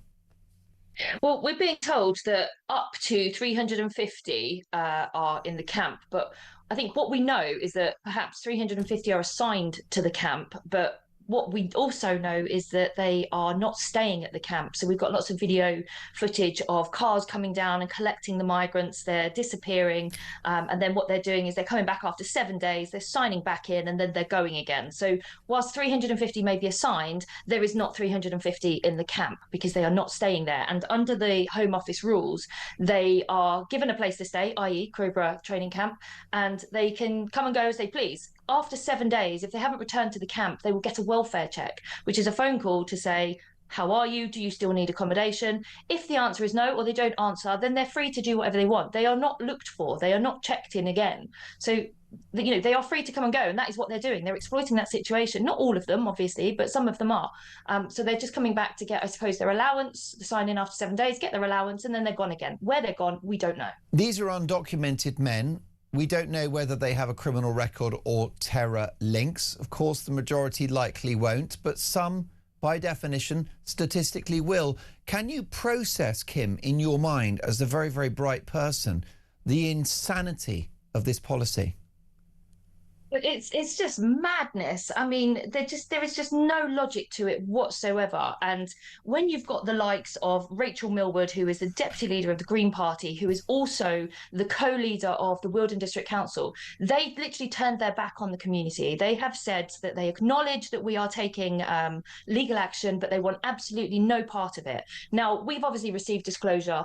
Had Wealdon District Council been involved, they could see from disclosure there is lots of things that they could be doing, but they are literally, again, using this as a political point scoring situation. So they're using it to advance their political position. And it's just absolute madness. They're saying, let's help these migrants by giving them shower gel and Valentine's cards.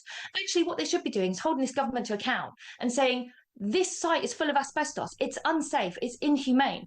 The whole thing from, the community, the migrants themselves, the cost impact, the impact on the community, it is all just absolute madness. The two ambitions of that government is to reduce the cost of asylum hotels and to reduce the impact on the communities. It is achieving neither of those because it is far more expensive to put them in these army barracks than it is to house them in the asylum hotels.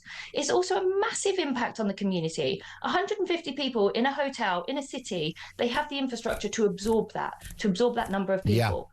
540, and if you go by the BBC's recent article, it looks like they're going to try and expand that even further. A small town like Crowborough does not have the infrastructure and cannot absorb 600 men. It's just madness, and I just don't. I don't think anyone understands it. From whether you want the asylum seekers here or not, it's just unsuitable in every sense. Most definitely, and from the moment that these men started to arrive at this army training centre in the dead of night, by the way, because of course the authorities knew there would be public anger. Life has changed overnight for you, hasn't it? Because the bottom line is that families are mindful now of what their kids get up to. Perhaps women are not going to just wander down to the pub by foot late at night. Life has changed overnight. Yeah, it has. I mean, women are not going out at night. They're not walking home from the pub. They're not walking their dogs at night time. Obviously, we're surrounded by forest. Lots of parents are doing school runs. So there's a lot more cars on the roads. I mean, if you've ever been to Crowborough, the pothole situation is absolutely diabolical. So that's getting even worse because the council are not putting the money into any of the infrastructure. But yes, people are changing their ways of life. Parents are dropping their children off and collecting them. Children are not allowed to walk at home freely as they did before because most of the walks home from school, and especially in the winter, it's pitch black and it's forest. There's no lights. There's no street lights through these parks. It isn't safe. People don't feel safe. I mean, the cost of the policing that's had to go into this because of the protests and everything, that's not being reported. It's astronomical. And that's all these things that are making this so much more expensive than the asylum hotels. Now, I'm not saying the asylum hotels are correct. They're not. They shouldn't be used either. They need to get to the root cause of this problem. And hotels, barracks, none of this is suitable. You're a very considerate person, Kim, and like most of my viewers and listeners, you will take the view that if someone is fleeing persecution, then Britain has a long history of taking them in. But this is not what we're talking about here. 70,000 people have crossed the Channel from a safe country in France. since Sir Keir Starmer became Prime Minister. And as you've implied, the migrant hotels are wrong, but you're not fixing it by shifting people into houses of multiple occupancy or indeed army training centres. The bigger issue, the elephant in the room, is supply, and what you're going through in Crowborough is going to happen across the land in the months ahead.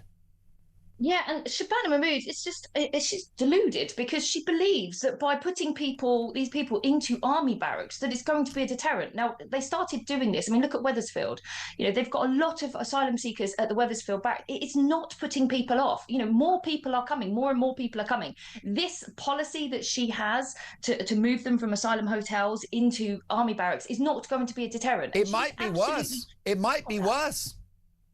I think it's actually more attractive, because you've got bigger numbers of people. You know, you're saying, come here, we've got a ready-made community for you to move into. You are perfectly safe, because no one can come into this site. It is yours, and it's only for your community. So actually what she's doing is selling it, even in my opinion, is saying, come here, you have a ready-made community. It's not a hotel, it's a ready-made community. It's a campus. It's illegal immigrant Glastonbury. You couldn't make it up. Kim, briefly, if you can, you're resolutely unpolitical, and I think that's really fair. The people protesting are not far-right lunatics. In fact, there are plenty of left-wing people who vote Lib Dem and Labour that live in Crowborough. But just a quick response to you from Nigel Farage.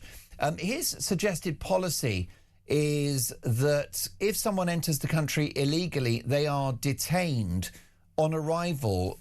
Does that sound like the right kind of policy from whoever is in government? Yeah, I absolutely think so. I mean, we've got plenty of laws that get changed over one incident. It takes one incident to change a law. So why is hundreds and hundreds of incidents not changing the law? So at the moment, you cannot detain asylum seekers who come over, because it's deprivation of liberty. You can't take that away from them. It's a basic human right. But in the same sense, everybody has those same basic human rights. There needs to be a change. Detaining them until we know more about them is a reasonable solution to understand where they've come from. And, you know, we're seeing in the media, aren't we, today, that lawyers are saying, pretend you're gay, pretend you're this will get you status, this will get you asylum seeker status. None of this is right. They need to, I do think that detaining them, understanding more about the individual person, and then making that decision is the best way forward. How they do that, I don't know, because with the law at the moment, you cannot detain someone. It's against their human rights. Kim Bailey, more power to you in your battle against this madness. And what you're doing is fighting for your population, your friends and neighbours and family in Crowborough, which is a beautiful town which has been devastated by a decision by the government to accommodate up to 500 undocumented men at an army training centre. Kim, we're going to stay in touch with you. You are a hero. Keep fighting the good fight, and we'll platform your efforts here on Talk. Lots more to come. Do you believe a word the Prime Minister says?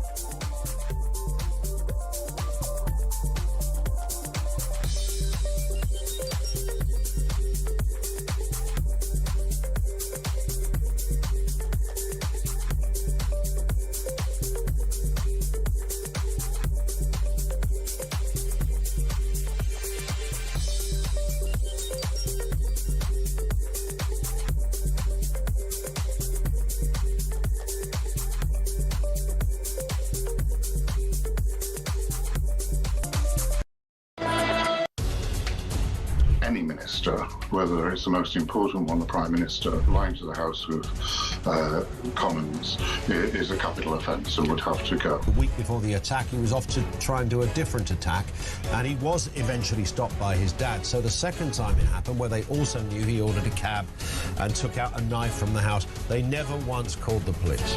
First rule of politics, don't slam the Pope. Don't have a go at the Pope, because you lose the Catholic vote at a stroke. I'm not a big fan of Pope Leo. I like his brother.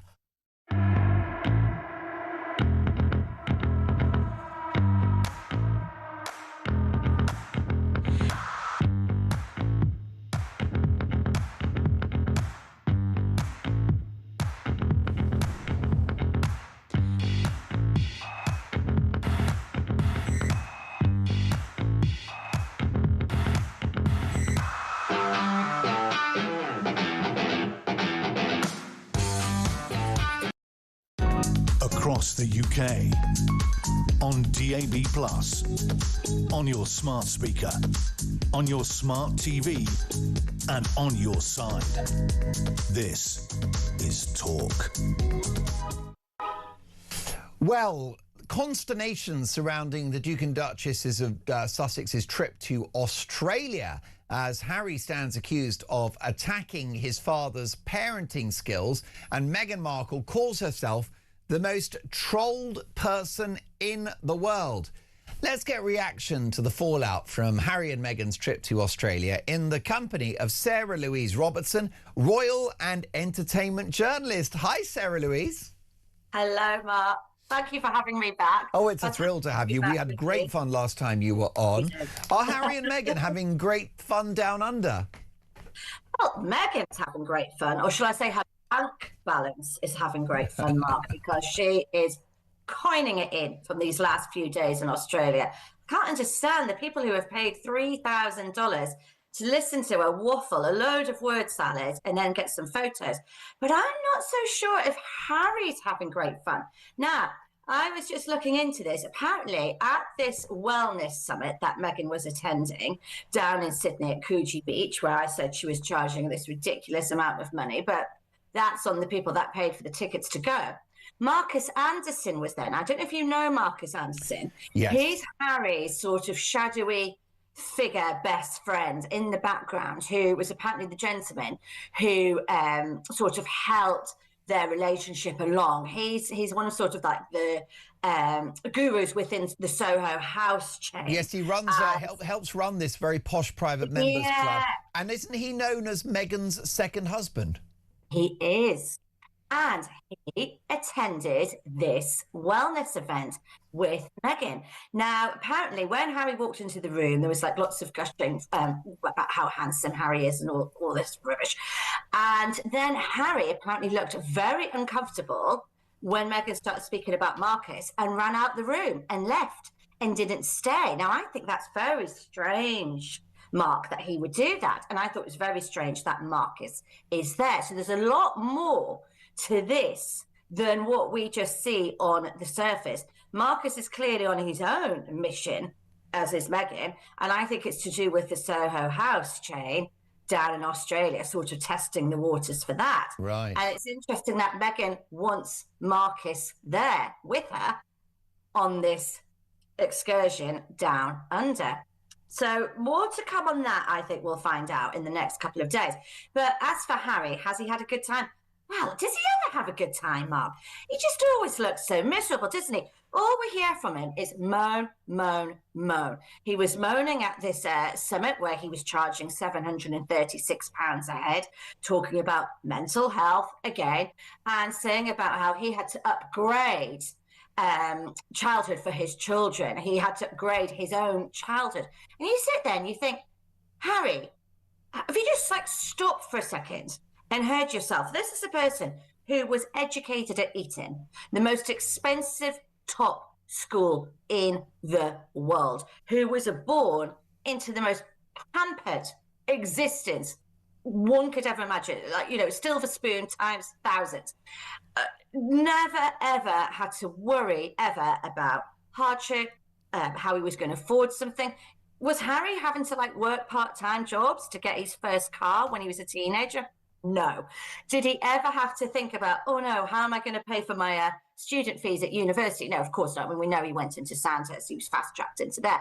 But he's never had any worries. And to listen to him grumble on and moan on the way that he does, Mark, you just think, Harry, have you actually heard yourself? There's people, millions and millions of people in the world with serious problems who have had horrific childhoods lived in childhood of abuse, all sorts. Of course. You know, poverty, don't know where their next meal's coming from, all sorts. And this is a lad who's been a pampered prince.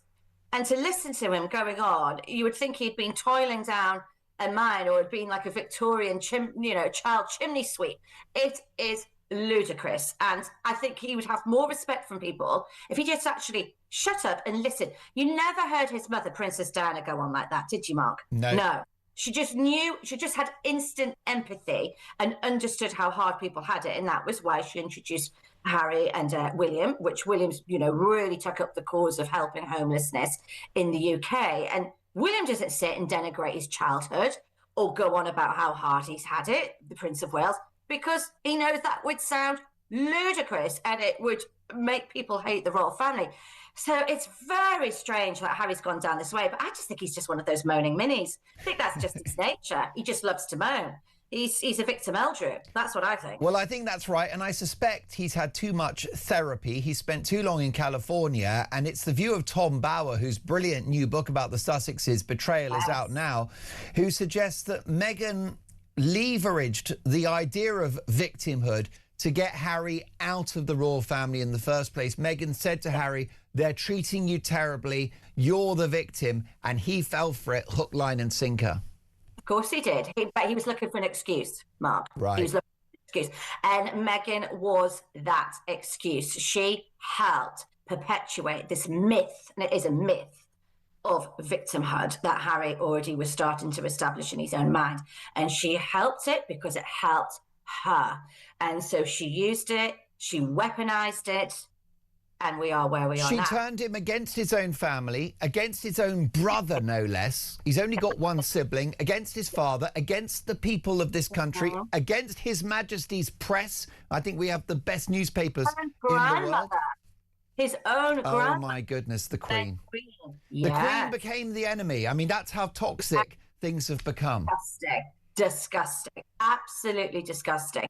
So for Meghan, though, I think this Australian tour, in terms of her bank balance and her brand, because, Mark, this is really what it's all about, increasing Meghan's brand and popularity. Now, when Meghan was in Australia last, which was in 2018, that was supposedly at the height of their fame. They just got married. She was newly pregnant bride, and thousands of Australians, came out and embraced them.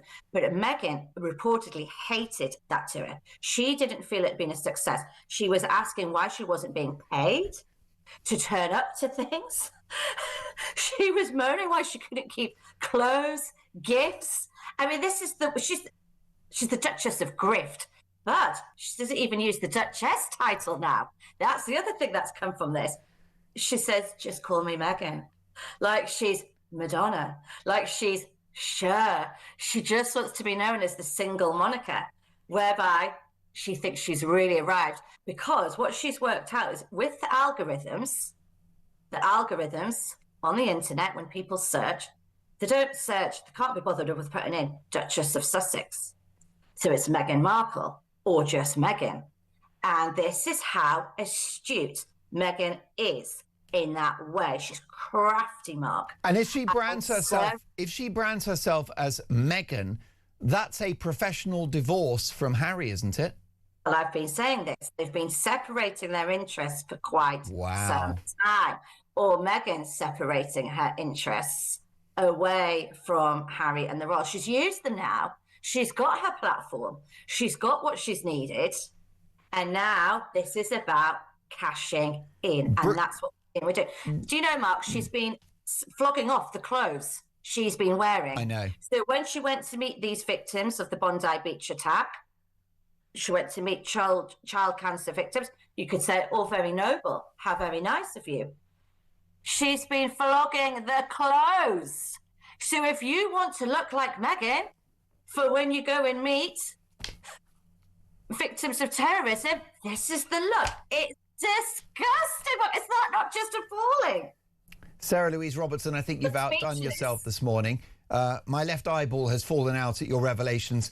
Come and join us again soon. Brilliant conversation, Sarah Louise Robertson. This is Talk. Don't go anywhere.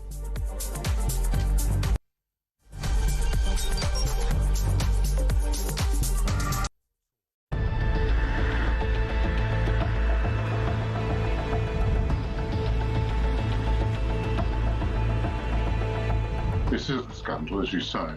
If the Prime Minister's knowingly lied, any minister, whether it's the most important one, the Prime Minister, or the most junior minister, lying to the House of Commons is a capital offence and would have to go. And if the officials have lied when they're advising you, they should go. On the 10th of September, the Prime Minister misled Parliament by saying the full due process was followed. If Mandelson failed the security vetting, full due process was not followed. Misleading Parliament is a resigning offence. The ambassador has repeatedly expressed his deep regret for his association with him. He's right to do so.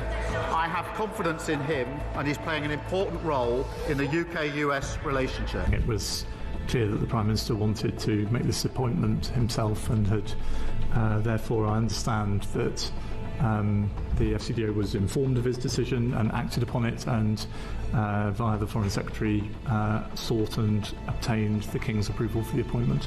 Even the expectation that Ollie Roberts felt quite comfortable, this is what we're being asked to believe. Yes. To hold back this information that he knew that he had that Mandelson had failed the vetting process, and that at no stage that it was necessary to tell the Prime Minister. It's unbelievable. So he either knew and lied on this issue, or he didn't know, and that's just as bad. Can the Prime Minister tell us, did the official security vetting he received mention Mandelson's ongoing relationship with the paedophile Jeffrey Epstein? So clear. Prime Minister. Yes, it did. The Prime Minister, in a big speech in Hastings, said very clearly that Mandelson had passed. He said in the House of Commons that the vetting had revealed an ongoing relationship with Jeffrey Epstein, but not the extent of it. So you've got the Prime Minister publicly saying that the vetting had been done and that he knew about it, and now claiming he didn't know about it, he didn't know there'd been a rejection. I think anybody who has been following the news over the past few months would have... Across the UK, on DAB+, on YouTube, on your mobile, and on your side. This is Talk.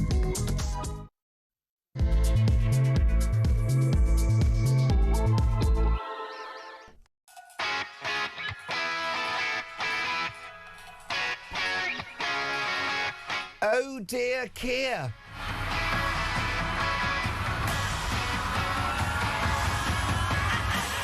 A very good morning. It is Saturday. It is 3 minutes past 8. Lovely to have your company. Mark Dolan, Talk Breakfast, and Starmer on the brink. How much did the Prime Minister know about Peter Mandelson's failure to pass security vetting? Did he mislead Parliament? How long's he got? When are those Labour MPs going to pull the plug? I'll be speaking to the biggest names in politics and journalism as a debate rages about whether the Prime Minister should step down or not. My question to you this morning is a simple one. Do you believe a word Starmer says? 0344 499 1000. Text the word talk in your message to 87222 or leave us a voice note. Delighted to say that Marge has done just that. Let's take a voice note from Marge. We'll do that in just a second. You can also, by the way, hear the show on DAB Plus in app and online, but you can watch the show. Directing our TV output is the brilliant Luke today. Head to YouTube, search Talk, and up we pop. And if you do that, you will see the handsome face of the star columnist at the Daily Express, JJ Anisiobi. JJ, welcome to Talk Breakfast. Hello, mate. Marky Mark. So good to see you. Now, Saturday morning, it should be a quiet news day off the back of a busy week, and we'll be maybe talking about the weather, a little bit of a row, One Direction, right? Louis punched by Zayn. But we have the small matter of a Prime Minister that could be gone in a week. Sadly, I don't think he will be gone. And I don't like calling for people to resign in Parliament, MPs. I think everyone makes mistakes in their jobs. But when it gets to this point, I think Starmer absolutely has to go. He's lied too many times. He's U-turned too many times. He's blamed other people too many times. If he has no control over his own office, clearly he has no control over government. Nobody in his party respects him. Here's my issue with it. he's claiming that Downing Street have accused the Foreign, Commonwealth and Development Office of withholding information about Mandelson, despite repeated attempts by Number 10 to establish the facts. Now, if the people who work for you are withholding facts from you, then you've got to go. That means none of those offices respect him or thought we should probably tell him this. So he can't manage his own little offices. Fine, then you've got to go.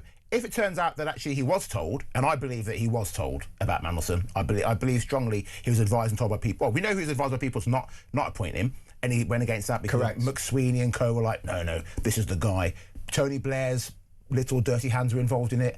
People like Alistair Campbell, all these people who are Labour adjacent now, they were all advising Starmer's people to bring in Mandelson, despite other people with more brains saying to him, do not bring Mandelson back in.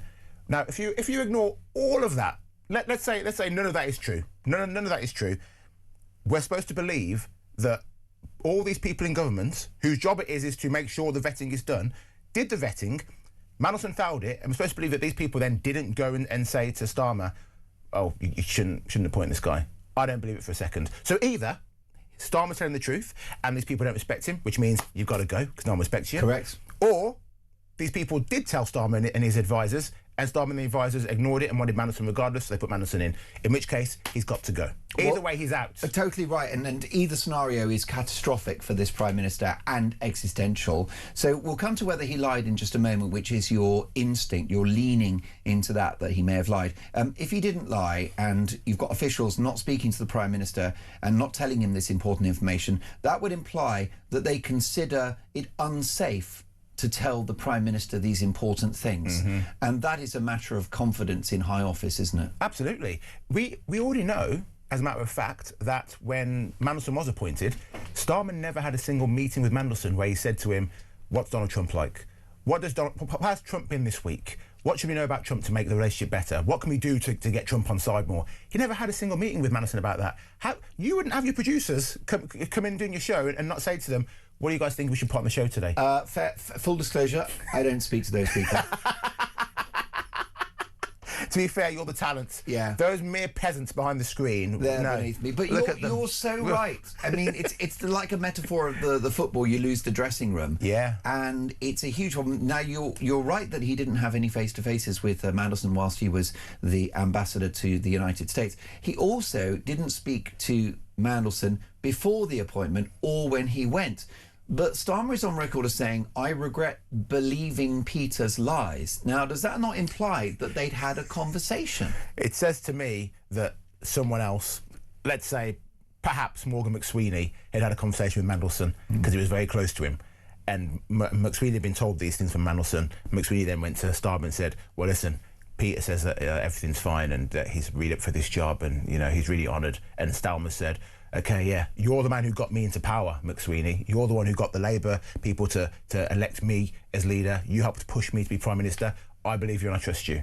That's what I think happened. I think it's quite possible Starmer never spoke to Mandelson, and I think it's quite possible that it was all passed on information from McSweeney. It almost feels like a sort of mafia hit whereby the boss is not implicated, the people under him will do the dirty work so that the boss is protected. Yeah. And that perhaps this was some kind of diplomatic immunity that the Prime Minister has enjoyed, that yes, he wasn't informed about this, that or the other in order to protect him. Yeah. That he can say, I knew nothing. But in fact, the whole thing is not very convincing. David Maddox, now you know him. Yeah. Because he's a former stablemate of yours at The Express. You are, of course, the unmissable star columnist at The Express. David Maddox, your former political editor. I think the online political editor. Yeah. This is a guy that reached out to Number 10 in September of last year, saying it's my understanding that Peter Mandelson failed security vetting. He's just published and posted on X his interaction, his delicious, isn't it? Right, with Number 10, who replied.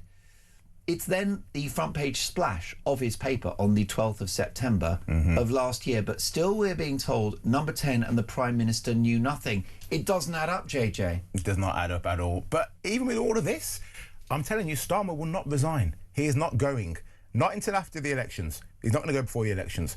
He is more Teflon than Boris Johnson was, which is incredible because he's made many more mistakes than Johnson ever made.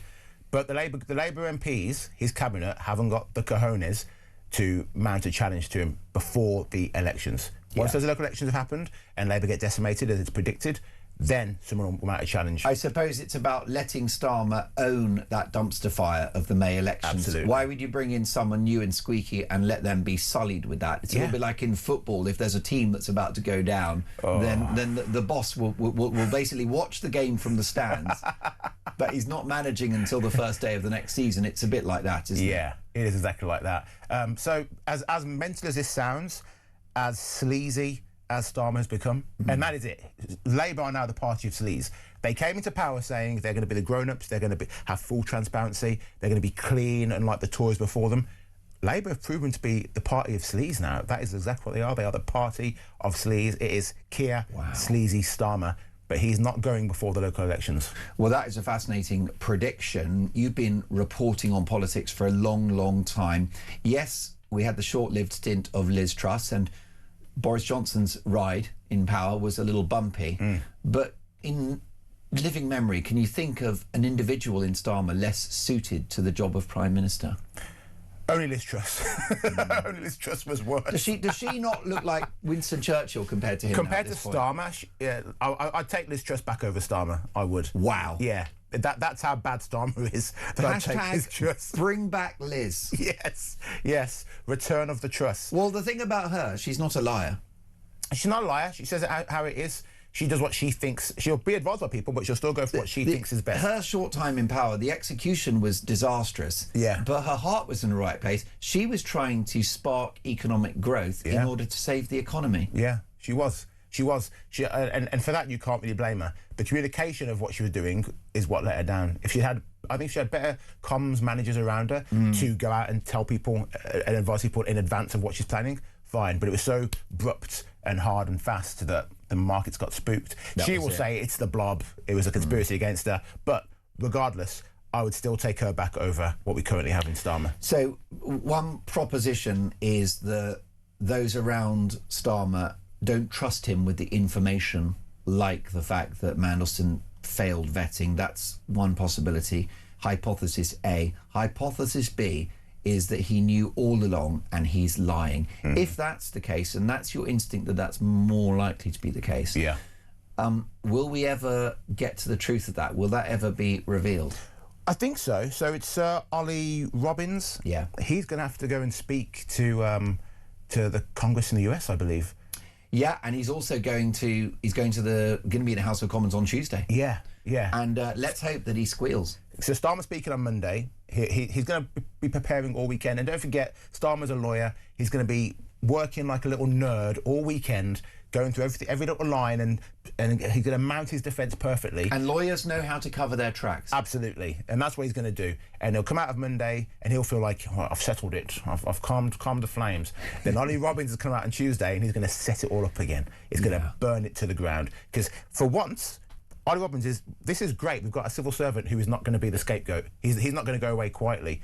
He's like, no, screw you, Starmer. This isn't the truth. What you're saying is not the truth. I will tell you the truth. And that's what's going to happen on Tuesday with Ollie Robbins. So I think it's only going to get worse for Starmer. It is a political scandal. Why does it matter to our viewers and listeners? Why does it matter to your readers of The Express? Because this is who we voted in. We voted. We were lied to. Essentially, we were lied to. As a people, we were lied to. We'd had 14 horrendous years of the Tories, at least for the last 6 years of their reign. It was terrible. Yeah. And we were promised something completely different. We were promised responsibility. We were promised transparency, and we've gotten the exact opposite. We were going to have growth. We were going to smash the gangs. Yeah. Starmer's done none of that. We were going to have a golden era of energy security. The energy bills were going to come down by 300 quid. What have you done with that money, by the way? I went to John Lewis, I bought a flat screen telly, and I've written a letter to Ed Miliband thanking him for the 300 quid that definitely entered my bank account as a result of windmills. I can't believe how rich I feel. When I see a windmill, I just feel rich. It's terrible. Labour have lied to us through and through, and Starmer's got no principles. He U-turns so often. This man has no principles. I'd rather he said, OK, we're going to take away the heating for OAPs, and the country goes in a uproar against it, and he says, I'm sorry, this is what's best for the country as a whole. Yeah. And he stuck to his guns. Which is the kind of thing that Mrs Thatcher did in the 80s. She was very often unpopular, but she's like, this is the medicine we need. Yeah, precisely. You ain't got that with Starmer. No. And I mean, I was going to say, I don't know who's advising him. It was McSweeney.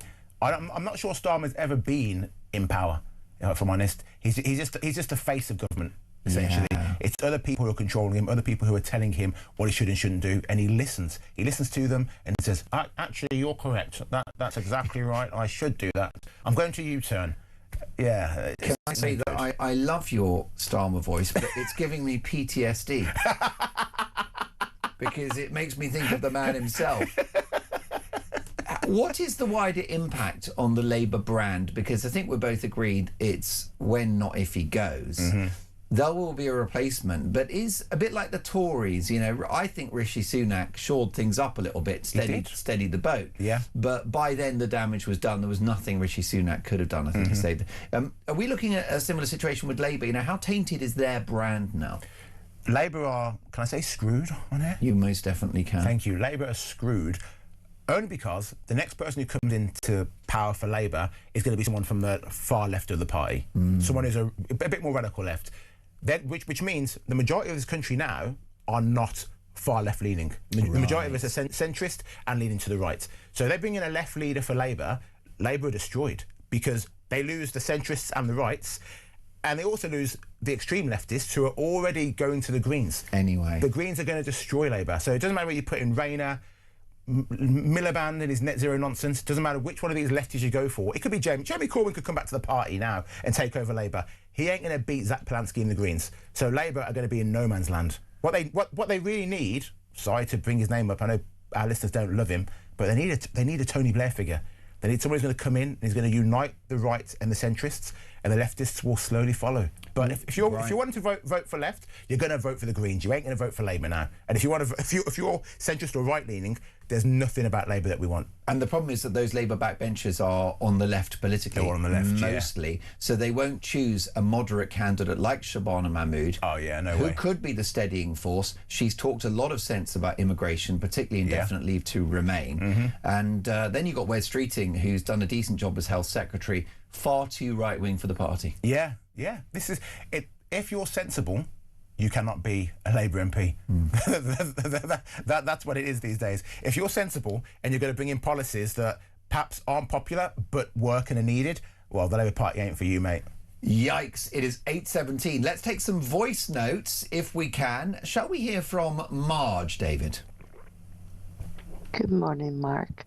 I do believe that Keir Starmer's father was a toolmaker. Didn't he ever teach his son, you don't blame the tools that you work with, you take responsibility for the damage that you're doing with them? What a brilliant point. Adam has a voice note as well. Take it away, Adam. Hi, Mark. Adam from sunny Bournemouth. Just a quick one. Listen, we can't keep Starmer in post because everyone keeps saying, well, there's no successor to him. We don't know who that would be.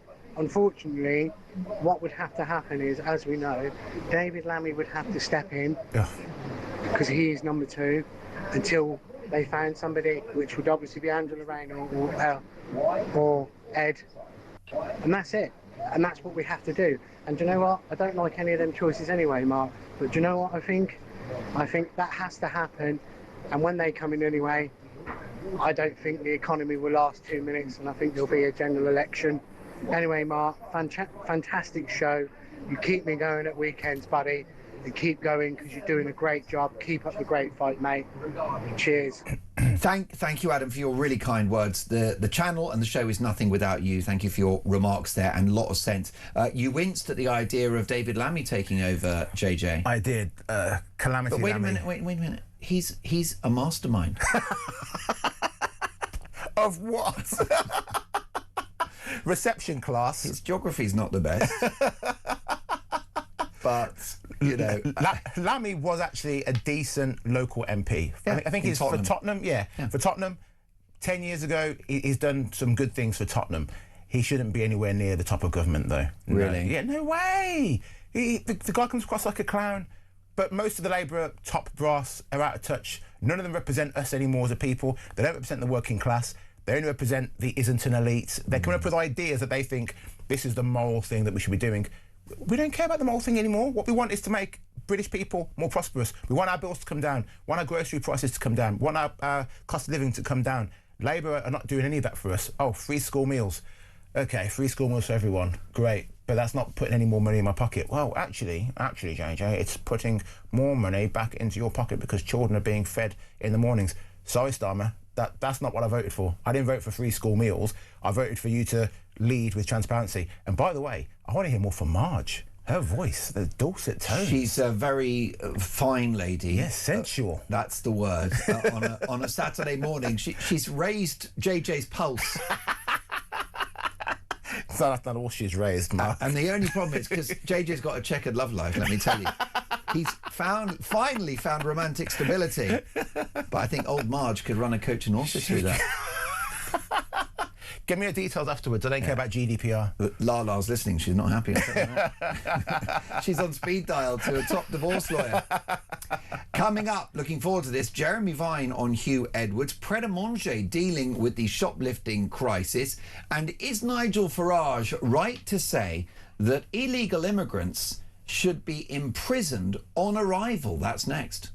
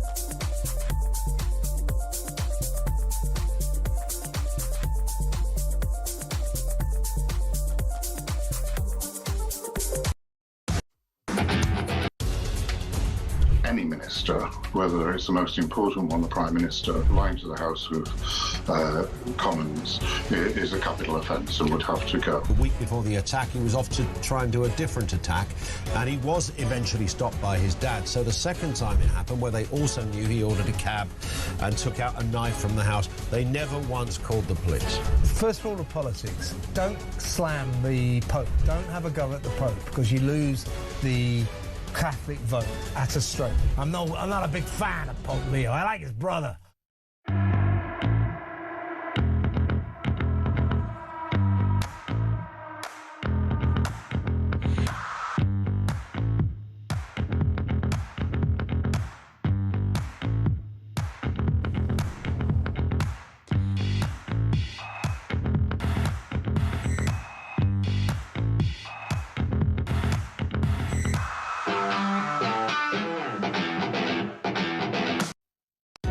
Across the UK, on DAB+, on your smart speaker, on your smart TV, and on your side. This is Talk. You're listening to Talk Breakfast. With me live in the studio, the host of the very popular YouTube show, The Daily Espresso, the star columnist at The Express, no less, JJ Anisiobi. JJ, I want to get to Jeremy Vine, Pret a Manger shoplifting. Quick word on Nigel Farage. He's announced a policy, if he becomes Prime Minister, that anyone that enters the country illegally, including on a small boat from France, is detained straight away. Your reaction? Well, I know people are going to clutch their pearls and say this is inhumane. This is what happens in other countries. If I try and enter Dubai without a visa to enter a tourism visa, they'll put me in jail until I can be sent back. What, you won't be in the Palm Jumeirah? Well, I know one of the Sheikh's sons, so I'll probably be fine. 3 meals a day. Get your teeth done. Massages, yeah. I mean, that is the equivalent of what we do, isn't it? Yeah. We offer the equivalent of the Palm Jumeirah. Yeah, but let's say it again, in the USA, if you enter illegally, you're detained and you're deported. that makes common sense. Plenty of countries around the world do it. People in this country, mostly the lefties, will say, well, that's just not fair, that's inhumane. Why is it inhumane? If someone breaks the law, which they are doing by coming over on a small boat, you break the law, you should be dealt with by the law, which means being detained and then being deported. I don't think we should put people in our prisons. If you commit a crime and you're a foreigner, you should be deported instantly. I don't want to be paying my taxes towards a foreign prisoner. A good number of your readers of The Express don't love this Labour government, and they might like a more conservative option. Where do you think your readers are at the moment in relation to Kemi versus Nigel? I think our readers probably see traits in both of them that they really admire and they like. If they, and I think it may be likely we may see a coalition government with these two. I don't know who's going to be the bigger brother, who's going to be the junior in this relationship. I would personally like to see Kemi as Prime Minister and Nigel perhaps as a deputy. That's where I think it's going to go. But whether it switches to the other way around, whether Nigel can work and play with another party just to be in power, I'm not so sure. But I think our readers, are teetering between the two. There's some things about Farage that I think are great. He's charismatic, he's engaging, he knows how to make a headline. Some of his policies.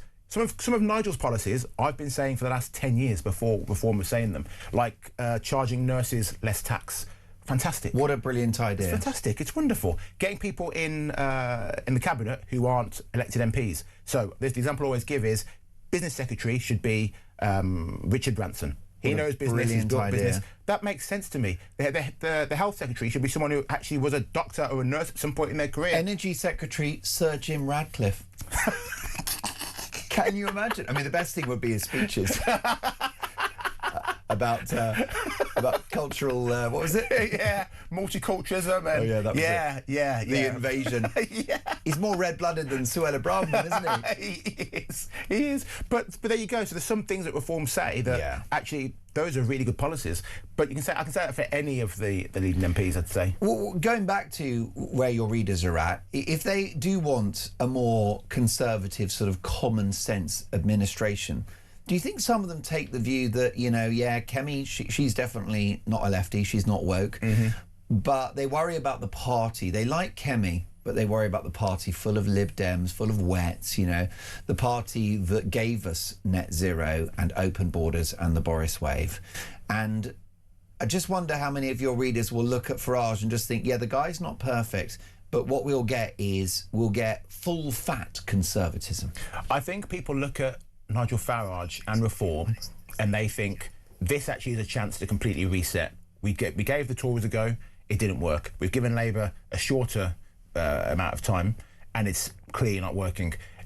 If we go for the Tories again, are we just going to end up 10 years down the road saying, why don't we give Reform a chance? So I think they see Reform as the first chance in living memory, really, to have a party that actually is going to do what they say they're going to do. But I think people may be disappointed with how much Reform can get done if they get into power. Well, that's another factor of the blob, isn't it? And the parliamentary arithmetic. So it would take a swing for Reform that has never been seen in British political history for them to have enough seats to form government. I think what you're suggesting is the Tories, with that long legacy of election wins, may come strong again at the next election. It's very true that people that like the look of Reform may just go to the Tories for the devil you know. Yeah. If, however, Farage is the biggest party and he needs the support of the Tories to stay in government, can you see him and Kemi working together? Because they're both egos. I mean, what happens if Nigel says, hello, Kemi, I need a secretary. Do you do shorthand? I'd love to know what Kemi would say about that. And also bring me a cup of tea from time to time. Be a pint of lager for Nigel. Yeah, would Kemi be all right making the tea? Bring it to Nigel in a nice little pinny with a tray? Of course not, Marky Mark. Of course it's not going to happen, is it? I've met both Kemi and Nigel in the past 12 months. Interviewed them for the Daily Espresso podcast.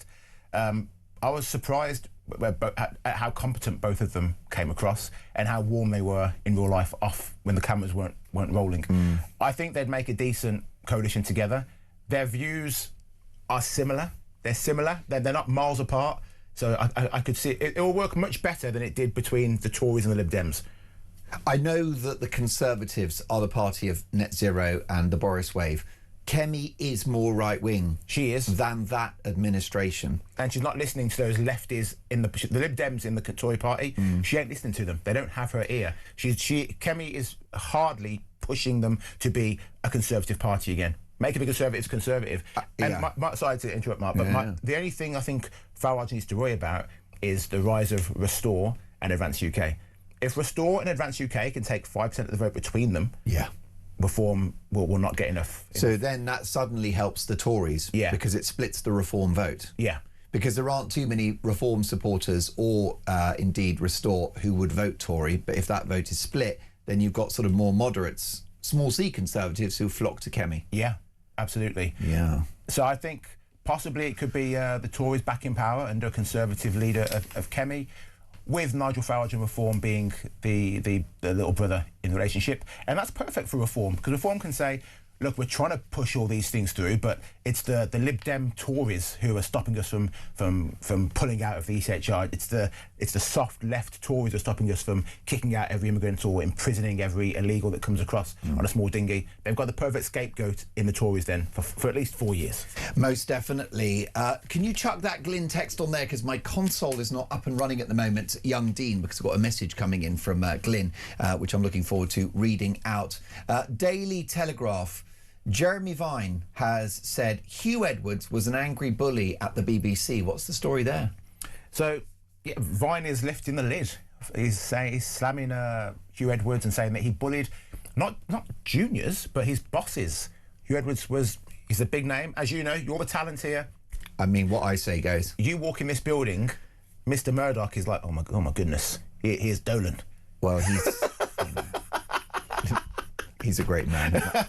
And that's as far as I will go. So Jeremy Vine's saying this about Hugh Edwards now, and I know Jeremy, I like Jeremy Vine very much, but I would say it's all good and well saying this now when the guy's been booted and is living in obscurity, in exile. Why didn't you say this at the time, Jeremy? Why do you feel comfortable to say it now? Because now there's no danger for you. If I was working with someone who was a bully, then I'd say it at the time. I'll go on TV, I'd come on your radio show, your fantastic show, and I'd say, yeah, Mark Dolan is a bully. In fact, I'm gonna do a world exclusive here. I'm gonna tell you who's a bully. Kevin O'Sullivan. I can't stand that guy. How dare you? He is like the Pope of this place. No, I know you and Kevin are old mates. Uncle Kev. You go out drinking with him. The big problem with Kev at the moment is he's off the sauce. It's a travesty. It's disgusting. He's gone woke. It's not right. Kevin O'Sullivan's gone woke. Since he gave up the drink, he's shifted left, I've got to tell you that. I saw him at a Green rally the other week. Oh, he loves Zach Polanski, right? Yeah. Captain Cleavage. He's flying a Palestinian flag and everything. He had a Guardian newspaper under his arm. Well, no, do you know the one thing that really doesn't suit Kevin is the nose ring? It cheapens him. It does. It's not classy. He's got the one that goes through the middle of the septum. Yeah, you can always tell with those ones. Actually, Kevin hasn't got a septum, but that's another story. Jeremy Vine, I'll take no lectures from Jeremy Vine. This is a guy that goes after normal, hard-working people on the road, trying to get their licences taken off them, on the bicycle. Now, of course, I believe in the roads being safe, and, we need to make sure that cyclists are safe, of course. But old Jeremy Vine had captured a video of a taxi driver who was stationary in traffic, who had his phone in his hand. And Jezza reports the guy, and he gets 6 points. Well, listen, road safety is important, Mark. You shouldn't have your phone in your hand. Well, it is, but he had that guy, Mr. Loophole, on his show, who said, Jeremy, it was sort of a bit harsh, really, because yes, you're not allowed to hold your phone, and of course I wouldn't advocate it while you're in the car, but he was not presenting a danger to other motorists, therefore it wasn't really fair. Lovely, caring, sharing, Jeremy Vine, each to their own. What about this? Pret a manger. I know you love a little latte, don't you? I love a Pret. Yeah. Delicious. What do you have when you go in there? In the mornings, people might think this is weird. For breakfast, I have a tuna and cucumber sandwich. But I have to open the sandwich and add some salt to it because it's a bit bland. So add some salt and pepper to it. You go early on the fish. Yeah. That could be misconstrued. You're a happily married man. It's a family show. We've all had a drink. That's what I believe we're now off air. I really enjoyed this career. But So you go tuna in the morning. Is that because of your protein goals or what? Because I know your body's your temple. Body's my temple. But anyway, you just enjoy a tuna sandwich in the morning, and then what do you have with that? Water. I drink water until about 3 o'clock, and then I have my next bit of lunch. Yeah. Isn't it? Well, that's it. They call it clean eating. Well, what's the story with Pret? Because this breaks my heart, actually, the shoplifting thing. Yeah. This is not a victimless crime, is it? No, it's not. It's not. So Pret have got bouncers now working there to stop people from shoplifting. That is sad. It's a terrible state of affairs. These shoplifters, I was going to say they're smart. They're not smart. They're idiots. They're scum. But they are smart in the shops that they target. Because if you came to my neighbourhood in Hackney, my local corner shop that's owned by a lovely Turkish family, 2 big brothers, the shoplifters aren't going to try it in there. Shoplifters tried to steal from our local pharmacy, and the pharmacists came out and I won't say they attacked them, but they got back their goods, I'll say. And the shoplifters have not been back since. But places like Pret, places like Tesco, Greggs, the staff and the security, I don't see the point of having security in these places because a lot of the time the security aren't allowed to touch them. So they can walk up to them and say, put that back, stop. And then people are walking out. They're going in, filling their bags, steak, wine, and I don't want to hear from the lefties. I don't want to hear people on X messaging me. It's poverty. Poverty. They're doing it because they can't afford. They're starving, JJ. So they steal bottles of wine because they're starving. 10 cans of Kestrel lager because you're starving. No, it's nonsense. A bottle of white rum. Yeah. Just to hit your 5 a day. Yeah, exactly. It's nonsense. People should be allowed to intervene and stop shoplifters. And we shouldn't be having the criminals then trying to sue us for trying to make society a better place. The world is beautiful, society is ugly, and we need to make sure that people are actually intervening and stopping shoplifters. The security guards should be allowed to withhold them. If someone comes into my house and tries to take my TV, should I just stand there and go, well, can't do anything about it, they should, no, I'll be straight onto them. Same in the shops. If you've got a security guard, the security guard should be allowed to pull that person to the ground and hold them there until the police turn up. Well, I agree with you completely. And the funny thing is that not only are you going to get in trouble if you apprehend a shoplifter, if you work for a supermarket. We know the guy at Waitrose who actually lost his job for doing just that because he'd had enough of it. He'd seen it day in, day out. You could likely get done by cops if you apprehended a burglar in your own home. A friend of mine was looking at barbed wire around his property because he'd been burgled so many times. Oh, wow. And he was advised by local cops, don't do it because you could get sued if they hurt themselves. Oh my God! Climbing into your garden, they could get me a little paper cut. You could make it. Now I've got to say, you go down a storm every time you're on is off the charts, right? Numbers, you name it, messages coming in. Glyn especially is enjoying the show and your contribution. He's a little confused though. Oh, am I listening to the same JJ Anisiobi who used to be a hard lefty? That's not true, is it? Glyn. I've never been a hard lefty. I've always been a centrist, but I go either way, just like you on a weekend, Mark. Do you go early or the fish? What's happening? I mean, maybe I could dare to speak on your behalf. Go, please do. Which is that you've always had common sense, centre ground views, and because the world has gone so mad, you're now far right. Yeah, that's exactly it. That is exactly it. I've always been common sense. I've always been tough on crime. Border control, tough on crime. Yeah, absolutely. Yeah. Look after poor people. Look after poor people. Yeah, absolutely. Don't let vegans into your restaurants. Don't let vegans into institutions. I think that's normal. That's well, common you can't sense. let the vegans in. First of all, the flatulence. And the body odour. Why do they've always got pink hair as well? And also, what is it about when you go vegan? It makes you left wing. What's that all about? These people, if they had a steak, they'd be all in with Farage. Innit? But yeah, I'm not a left winger. I'm not a right winger. Just a common sense dude here on the home of common sense. Well, listen, I tell you something. Your weekly column in the Express is just gold dust, and I've got to say, full disclosure, I participate every Monday, so, full disclosure, but the Daily Espresso is my absolute favourite politics show on YouTube. Esther McVeigh, Carol Malone, so many star guests as well. You've had Kemi, you've had Nigel. Yeah. The Daily Espresso on YouTube. JJ will catch up with you really soon. See you Monday. Yeah. Marvellous stuff. Your reaction, 0344 499 1000. Do you believe a word Starmer says? It is 8:39.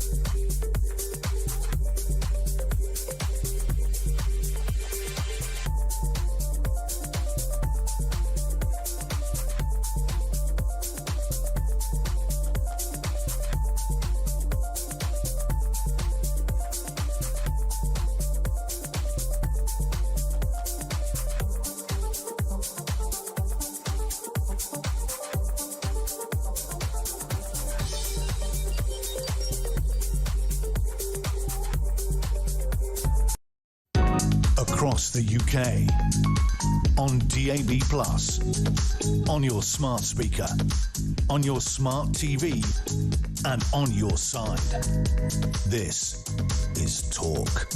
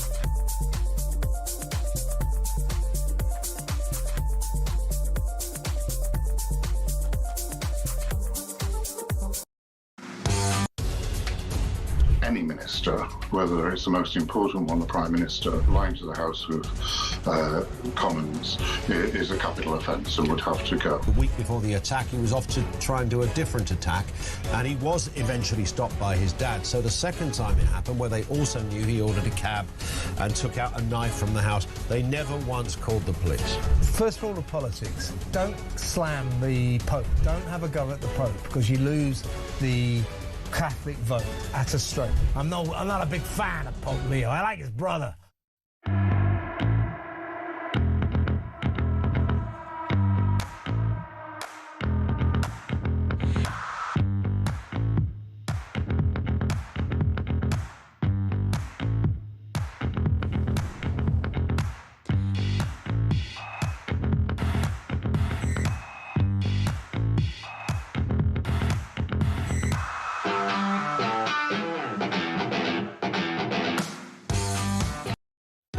Across the UK. On DAB+. On your smart speaker. On your smart TV. And on your side. This is Talk. You are listening to Talk Breakfast. Do you believe a word Keir Starmer says? Here is a voice note from Jennifer. Morning, Mark. I've been saying Starmer's going to hang on, and that I still do believe. But I would do anything for you to sit in your chair and tell me that this man has been ousted. He has been got rid of. And to be quite honest, as much as we hate the thought of Miliband or Rayner or any of the others, to just see that man get kicked out of number 10, to just see that man have all the power taken out of his hands, to just see that withering, lying, cheating, nasty, dangerous, Britain-hating man put in a removal vehicle with all his belongings and sent packing would be the best day of our lives. Wow, what a voice note from Jennifer. Jennifer, I think you speak for many people, possibly millions. How about this voice note? Let's take a listen to Hev. Good morning, Mark. It's Hev from Kent. Yes, Starmer's still in number 10 because his backbenchers, if they vote against him, he'll call a general election. I believe that that's what's already happened once, but I don't know. And the other thing is, Starmer himself, the only time he shows, to me, he shows his own personality is when he's angry. When he loses it, when he gets stressy, when he gets aggressive and abusive, actually. Yeah, that's the only time he actually shows any actual personality. The man is a disgusting creature in my eyes. He's a liar, a cheat, slimy, but then again, aren't lawyers rather like that? You know, they withhold what they don't want anybody to hear. Hev, thank you for that voice note. I tend to agree with you that we only see the true Keir Starmer when he's angry, which is why those scenes in the House of Commons on Wednesday, when he was admonished by the Speaker of the House of Commons for not answering questions at PMQ, it was so revealing. He was yelling at the Speaker. This is a guy, by the way, who shares Starmer's politics. Lindsay Hoyle is a Labour MP and the Speaker of the House of Commons. He's neutral in that job, but he's a Labour MP. Starmer's yelling at him, bashes his fist on the Green bench. It was quite shocking. And also the other time that I saw what I would consider to be the true Starmer was in an interview with Beth Rigby at Sky News. I know she's not everyone's cup of tea, but she's quite a probing journalist. She's experienced, and she's the political editor of a major news network. And he was obnoxious to her, so irritated that she dared to seek accountability and call him to account for his actions. I agree with you, Hev. I think that's when we see the real Starmer. I will offer a counterbalance to that. Sir Keir Starmer can very easily argue that he inherited a very damaged, broken country when he became Prime Minister. He could argue that the economy was in the toilet, that public services were broken.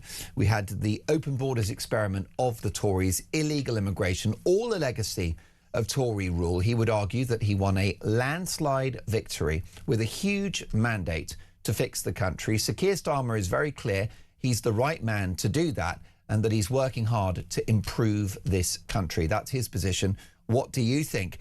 Let's speak to former Conservative MP and now farmer Neil Parish. Hello, Neil. Good morning, Mark. Good morning. I've had time to feed my cattle this morning before coming on to talk to you, so that's good. Thank you. Well, I'm glad to hear it. I've seen your cattle. I've seen the livestock, and they are very healthy, very robust creatures, and they've got plenty of life in them. What about the Prime Minister politically? Is he for the knackers yard? I don't think he's long for before the knackers yard. I mean, I think you could describe him as a skater on thin ice, and as far as I can see, the ice is getting thinner all the time. There is only so many people you can throw under the bus, really. It's going to be very interesting when Sir Ollie Robbins comes before the Foreign Affairs Select Committee on Tuesday and we find out exactly what went on. Because, I mean, there seems to be talk now that he probably didn't know much what was going on. I mean, what is it happened, Mark, and your listeners really have proved it, is that nobody actually believes the Prime Minister anymore anyway. So in some ways, whether he stays or whether he goes is slightly irrelevant because people have actually made up their mind about him. And I also think, you see, I spent 12 years in Parliament, and number 10 and the Prime Minister of the day is all powerful. They got all the ministers that they can put in place, all the junior ministers, senior civil servants if they want to. You see, ambassadors in Washington, you very often can choose a political operator. And don't forget, Mandelson was very able as a political operator because he'd been a trade commissioner in the EU. He was an architect of New Labour. But of course, he had a history even before Epstein of wrongdoing, basically. And so it's just fascinating, I find, that you know, and I find it unbelievable, actually, that Keir Starmer doesn't know more, hasn't been briefed more, because when number 10 is under fire, when the Prime Minister is under fire, everybody's called in and they go through it with a fine-tooth comb. And you see, I think the problem Starmer's got now is he says that he has said, 3 or 4 times that Mandelson went through due process. Well, he didn't go through due process, and what he did go through actually turned him down, and that was ignored, and they carried on and made him ambassador. Now, that had to have huge political oomph behind it for that to happen, and I believe the Prime Minister was behind it, and that's why it went through. And now the Prime Minister doesn't want to hold his hands up and say it was me, Gov, and not you. And how many more people can you decapitate before you are decapitated? But I don't think Labour will want to replace him just yet, because they got the local elections to come. I mean, you imagine, Mark, going out on the doorstep, because I've had to go out on the doorstep many a time when we've had the odd problem with our leaders, dare I say, and it is impossible to sell your party and your leader at that moment. And I think, I have some sympathy for Labour Party activists out on the door, because I know what it's like when you're out there as a Tory and you've got problems. So no, I think he is toast, but probably not just yet. I think the lawyer in him will dance on the head of a pin, won't he? And he'll take all the legal and the niceties of law as to his position as to what he did and didn't know. Of course, we should never perhaps ever know the truth, what he does really know. Most definitely. Well, my friend and yours, David Maddox, the political editor of The Independent, messaged Number 10 via WhatsApp in September of last year, Neil. He has just published that text message. A transcript of that conversation has gone on X. And this is the same David Maddox who didn't just speak to Number 10 saying, it's my understanding that Mandelson failed vetting. It was the front page splash of his paper the next day. And yet you're telling me that the Prime Minister only found out last Tuesday?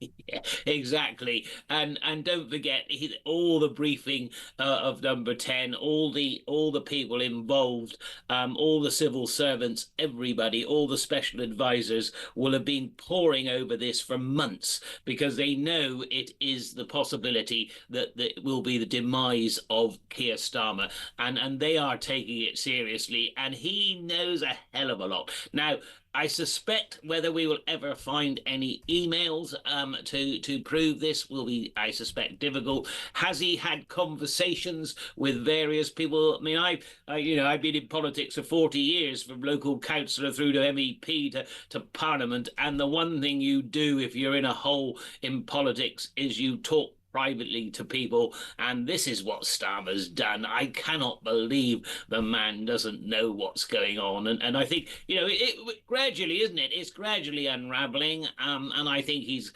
quite I don't think he's a good Prime Minister or a good politician, but I think he's a relatively good lawyer, and I think the problem is he is just using his legal background to hang in there, and you see he can interpret the truth, can't he?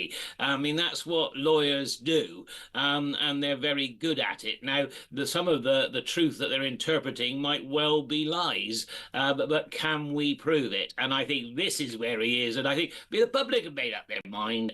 They don't like Starmer, they don't like this Labour government, they didn't like the Tories much, but I think they like this lot even less now. And don't forget, you talked about his big majority that he got, but don't forget he got that on 33% of the popular vote. Which immediately went down to about 26. And now, if the opinion polls are to believe, well, the Tories are not very high in the polls. They're actually higher than Labour. And quite often, Labour comes behind the Greens now. And so, I think he's achieved a great deal, being sarcastic, in starting off with a big majority, but with a small amount of popular vote, which is halved, isn't it, basically? Halved from what he got when he got in, and that was very bad. So yeah, I'm watching with great interest. I mean, it is, any of us that got politics in our blood, you can, and being the farmer I am, you can smell the blood. You can smell that it's there, and it's not too long, I don't think, but I suspect he'll hang on to the local elections, and then Labour will decide whether they can find anybody more popular. Now, I have said this to you before. The problem the Tories we had when we kept changing leaders, it did us very little difference in the opinion polls. And I rather fear Labour. People have made up their mind about this Labour government. They don't like the taxes. They don't like what's been done to business. They've destroyed the economy. And of course, now Rachel Reeves is just spending her time saying it's all to do with the war in Iran. No, it's not, because the economy was weak before we started. Yes, it'll have an effect on our economy, but why is it the IMF are saying we're the West to be likely to be the worst economically is because of them? And so I think Starmer, like I said, days are numbered, but I don't think you and I would be terribly wise to say he'll be gone next week. But whether he'll be gone next month is another matter. Stay with me, Neil. On the line, Vernon in Staffordshire. Hello, Vernon. Greetings to you, gents. Greetings, Vernon. What's your view on all this? The man's a liar. He's a pathological liar. The likes that we have never seen in government before. Boris, we knew was a liar. Keir Starmer is the worst kind of liar. He actually believes he's telling the truth. Please, let's read the room correctly. This is our leader. Yeah, he's in overall charge, and he doesn't know what is going on. He does know when it suits him, like he's been out to Paris, had a meeting with his other mucker. The two of them are hated by citizens. That's Macron and Starmer, and yet they get together. And now they're in a situation where they're opening the Strait of Hormuz. They're sending a fleet. It's laughable. We don't have a fleet. Our fleet has problems with its toilet, apparently, and is back in dock. You couldn't make it up. You couldn't make it up, Vernon, could you? And that's another misstep from the Prime Minister. His handling of the special relationship, Neil, and his handling of the Iran war, which I've been broadly supportive of, as have you, and I feel somewhat vindicated this morning, given the fact that Iran no longer have a navy or an air force. Their capacity to produce nuclear weapons is greatly limited, and the Strait of Hormuz is now open. Yeah, I couldn't agree with you more. Like I said, I've said to you before, Mark, I don't think we always quite like Donald Trump's method of doing things. Right. But the thing is, the Iranians cannot have nuclear weapons. Interesting, you see, they have longer range missiles than we thought they had. So if they got a warhead, they not only would they drop it on a nuclear warhead, they would not only drop it on the Israelis, they would drop it on anyone. And this is the nature of the regime. Don't forget, we're inclined to have quite a lot of public sympathy sometimes for the Iranians, and I think we do for the ordinary Iranians who are being bombed. But that regime has killed thousands of its own people who were protesting just a few months ago. So let's not have any sympathy for them. Let's get, it'd be interesting to see whether they can get that enriched uranium out of Iran, because that's what I would like to see happen, and I would like to sort of finish it off once and for all, really. Now, the trouble with the president at the moment, I think he's got a bit of the jitters, so we'll have to see what happens. Well, I agree. Neil, we need an XL Neil Parish session, which we shall do next time. Thank you for your invaluable contribution. The brilliant former MP and now farmer Neil Parish. Do you believe a word Starmer says? Dolan's Dispatch next. You won't want to miss it.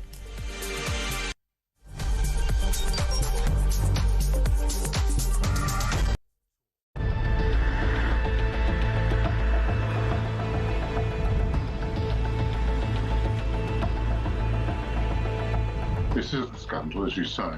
If the Prime Minister's knowingly lied, any minister, whether it's the most important one, the Prime Minister, or the most junior minister, lying to the House of Commons is a capital offence and would have to go. And if the officials have lied when they're advising you, they should go. On the 10th of September, the Prime Minister misled Parliament by saying the full due process was followed. If Mandelson failed the security vetting, full due process was not followed. Misleading Parliament is a resigning offence. The Ambassador has repeatedly expressed his deep regret for his association with him. He's right to do so.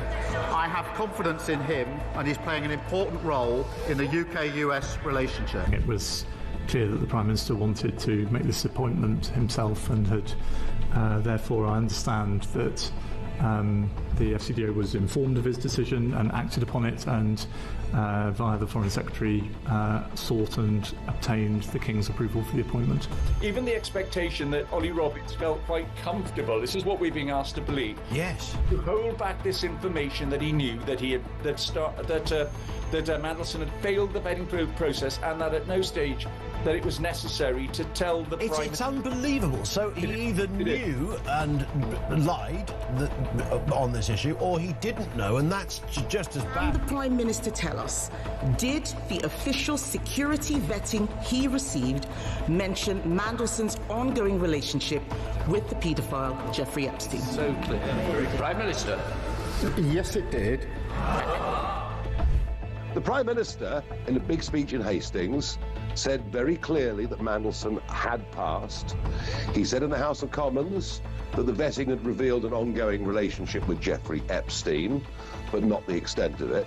So you've got the Prime Minister publicly saying that the vetting had been done and that he knew about it, and now claiming he didn't know about it, he didn't know there'd been a rejection.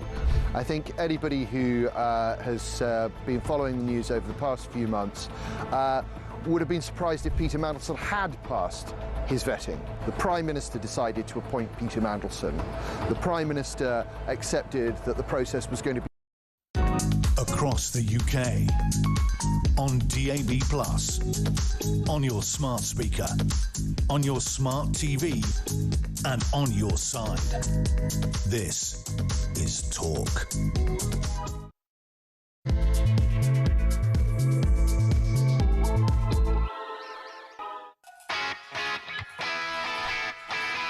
Oh dear, Keir.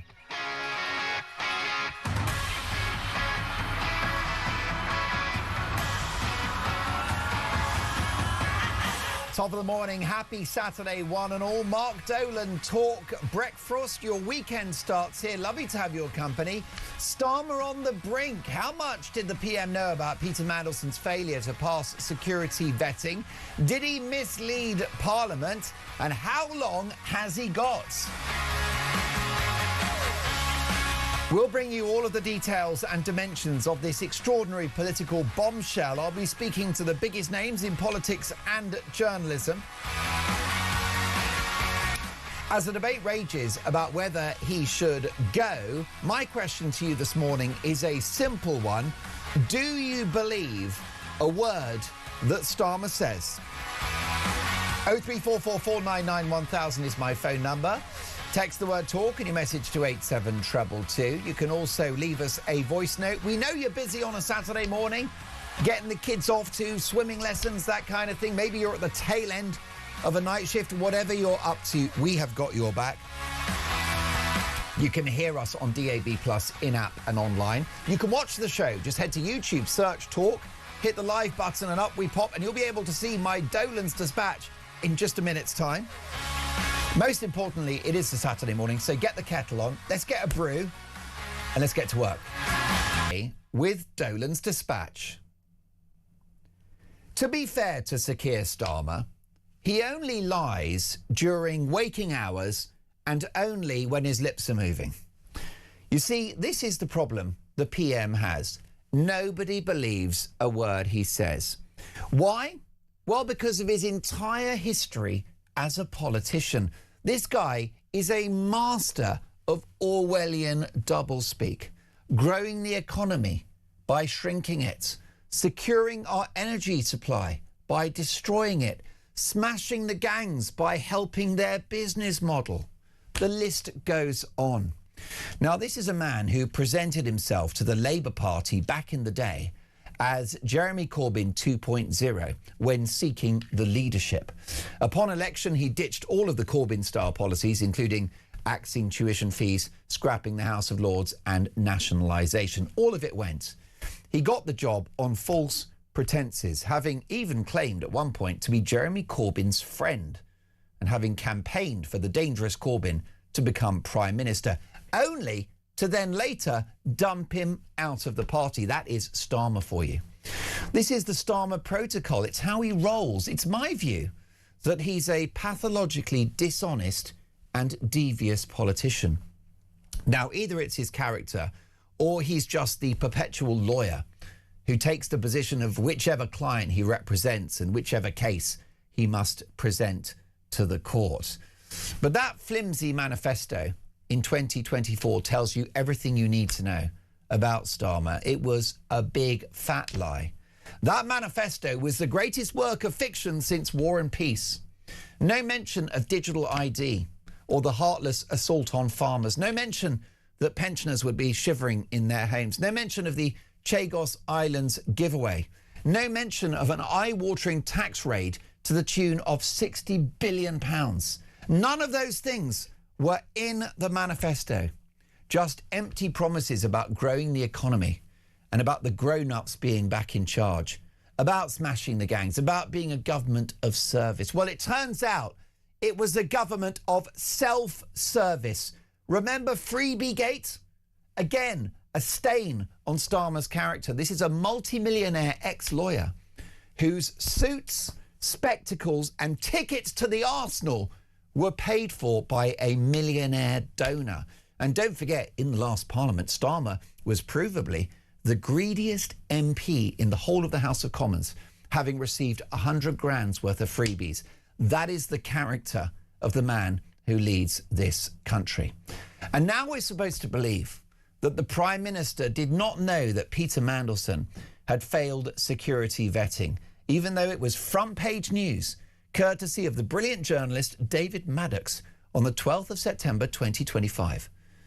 So it was the same David Maddox who joined me in the studio yesterday, who reached out to Number 10 at that time, September of last year, not Tuesday of this week, September last year, saying to Number 10 that Mandelson has failed his security vetting. But Sir Keir Starmer, holier than thou, says the first he heard of it was on Tuesday. But even then, you'd like to think that if Starmer only found out on Tuesday, which would be worrying because that means that his team don't trust him with that kind of information. But even if he did just find out on Tuesday, which I don't believe, but shall we just take him on his word? If Starmer found out on Tuesday for the first time, you'd like to think it might have come up at Prime Minister's questions, or maybe preferably an emergency statement to the nation on Tuesday evening from Number 10. So whether or not this Prime Minister survives the battle, it's clear he's lost the war. He's on his way out. And it's my view that Starmer has been the worst Prime Minister in my lifetime, and by some distance, the most dishonest. I don't believe a word he says. I do not believe a word this man says. He is the Pinocchio PM. Wooden, mechanical, and his nose gets longer every day. 0344 499 1000, your reaction. A good friend of mine has called the programme. Her name is Georgina. She's in the capital. Hi, Georgina. Good morning, Mark. Oh, you do make me giggle. If Keir Starmer were Pinocchio, my darling, then his nose would be spanning the equator by now. There's not enough wood, is there, for that nose in the world? Not enough wood in the world. I mean, but at the end of the day, you cannot trust a Prime Minister who is incapable of telling the truth, Mark. And regarding the new revelations with the Mandelson scandal, the buck has got to end with the top man, and that is Keir Starmer. And whatever his excuses, this does not give him a get-out-of-jail-free card. You can forgive the odd mistake, Mark, but these are not mistakes, and there have been so many of them. It's a pattern of behaviour, and he's got nothing in the bank by way of goodwill with the British people, has he? These are cover-ups, Mark, not mistakes. If he says he didn't know about Mandelson not passing the vetting process for the US ambassador position, then he obviously did not do his due diligence and he doesn't read The Independent. But seeing as he was the head of the CPS and also the Director of Public Prosecutions, I find it impossible to believe that he would not have made it his business to know every detail about Mandelson before appointing him to the very prestigious and sensitive position. If he did know, then he's misled Parliament and he has to resign. What do you think's going on? Because what we're being told, Georgina, is the Prime Minister only found out that Mandelson failed security vetting on Tuesday of this week, Tuesday evening. But David Maddox, who's a very good friend of mine who was in the studio yesterday, said that he texted Number 10 in September of last year saying Mandelson failed security vetting. He gets a reply, OK? And then it's the front page story of The Independent the next day, 12th of September. Now, that means that the Number 10 operation did know, right? We have the documentary proof of that. So it either means that Starmer's lying or his team don't trust him to give him that information. Which is it, Georgina? He's a pathological liar. So you think he knew? You think he knew? He did know. I mean, this vetting process, Mark, is put in place to ensure that appointed ambassadors can't be corrupted or compromised, and those who do get these prestigious positions are usually people who can be trusted to tell the truth. Mandelson failed this vetting on every level, and yet still, with all his past form taken into consideration, he was still appointed to the position regardless, which has turned out to be a breach of our national security and damaging to our international relations. We need to be made aware of the name of this so-called person in civil service who overruled the outcome of the vetting process. I personally think, in fact, that Starmer and those complicit with him did not think that these details would ever come out into the public domain. But even now, with everyone shouting for his resignation, I think personally that Starmer will try and lie his way out of this situation, which he always does, put the blame on everyone else, throw them under the bus, and dig himself into Number 10 as deeply as an Alabama. Well, that's what all the smart people are telling me on the show today. Chorus to the show, the brilliant JJ Anisiobi, star columnist at The Express, they've all said the same thing. He will cling on for dear life. Yeah, absolutely right. You're absolutely right, Mark. I mean, we were promised that the adults were in the room when the Labour Party came into power. What we were not told, Mark, was that these particular adults were ones that needed constant supervision by a responsible adult, and they didn't have one in the Labour Party. It's just scandal after scandal, lie after lie with this Labour Party, and nobody is ever held responsible, and accountability is never taken for their corrupt actions and non-stop lies. No Prime Minister, Mark, could come out of this corruption unscathed. You know, the head of Keir Starmer must roll with this one, closely followed by those who were complicit with Mandelson's appointed position. You know, Starmer has failed us and our country on every possible level. He has betrayed each and every one of us. Look what he did to Boris Johnson with regard to the COVID pandemic. You know, this man had, we had lockdown, he ate cake and he had a party. And they were the Labour Party was screaming for him to step down. It's one rule for them and one rule for the Labour Party. Great call. Georgina, I wish we had longer, but fantastic contribution to the show. Call me again soon. Tony in West Sussex. Tony, what's going to happen, do you think? Why isn't she Prime Minister? Anyway. I think we have to be very careful here. This is a word of warning to the people in Epsom and also Crowborough. When you're protesting on these marches, do not do anything positive like walk towards the police, use abusive language, throw things at them, because they are there in riot gear.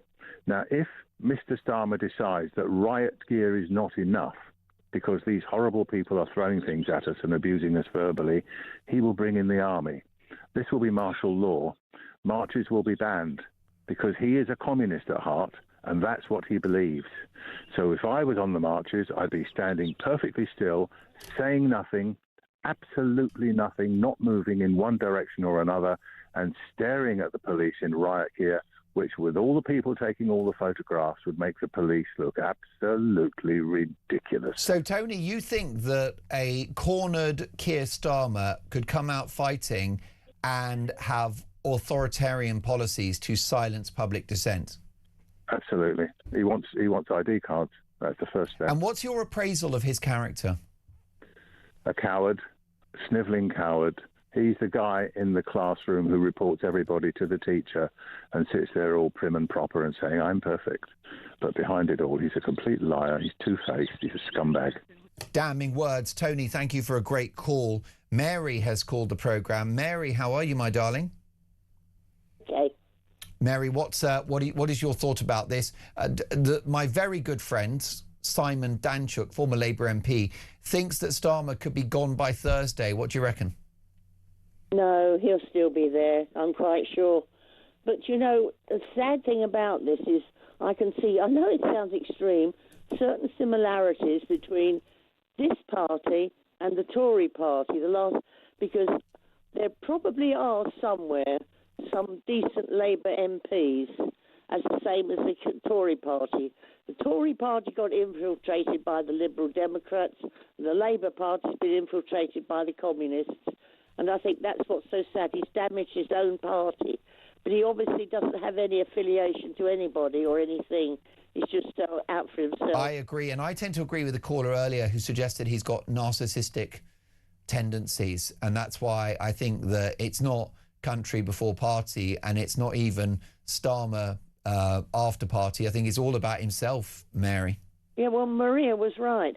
But you know, this is what I don't understand. When Rishi Sunak was Prime Minister, out of the blue, he promoted David Cameron. Do you remember, to get him in Parliament? Yeah. Everybody was stunned because David Cameron was finished. And then suddenly, Mandelson, who's been out of the limelight for years, suddenly he's pushed into the limelight. Where did that come from? Well, that's a brilliant, brilliant point. And Mary, thank you for that. It's my view that what's happened here is that number 10, Morgan McSweeney and Starmer, wanted Mandelson, and I believe that the civil service did number 10 a favour, waved the appointment through, but they were doing Starmer's bidding, and now he throws them under the bus. Why? Well, because he's a man of no character, no loyalty, and he's utterly duplicitous. But that's just my view. Of course, the Prime Minister will deny this, and he'll argue that he's making big progress in improving the fortunes of this country with strong economic policies that have fixed the foundations of our country, that he's working hard to tackle illegal immigration and to secure our energy supply. That is the strong defence that will be made by this government. What do you think? Here's a voice note from Big Adrian. Morning, Mark. It's Adrian from East Sussex. Our esteemed Prime Minister, I think a lot of the public would actually say there's nothing actually genuine about the man. We can't really believe a single word he says, and certainly in PMQs he never, ever, ever answers a question. I have heard numerous barristers publicly say he's not a very good barrister. But then again, he actually seems to have risen to the highest role in our judiciary. So there's a lot of questions about this guy. The only one thing we can guarantee is he's a bit of a bully, he's not a very nice person, and he hates the UK. Wow, damning words. How about this from Boz? Let's take a listen to Boz. Morning, Mark, and a breakfast team. Travelling Boz here. Right, so Keir Starmer's at it again, is he? So I've got one thing to say about Keir Starmerchoff. We see you, Keir. We see you, Keir. We see very clearly, Keir, what you're up to. I see the other day, the Mandelson files might have slipped through without anyone knowing. Is that the same as all the others who have slipped through? And you've got Lammy. I mean, he wouldn't know anything arrived on his desk unless it was a big roast dinner. I mean, honestly, nothing competes with your voice notes. Just for now, because I've got a switchboard full of calls and a log full of voice notes, let's enjoy the wise words of... Is it Paul next or Matt? I think it's Paul. Let's take a listen to Paul. Good morning, Mark. Paul up in Hartlepool.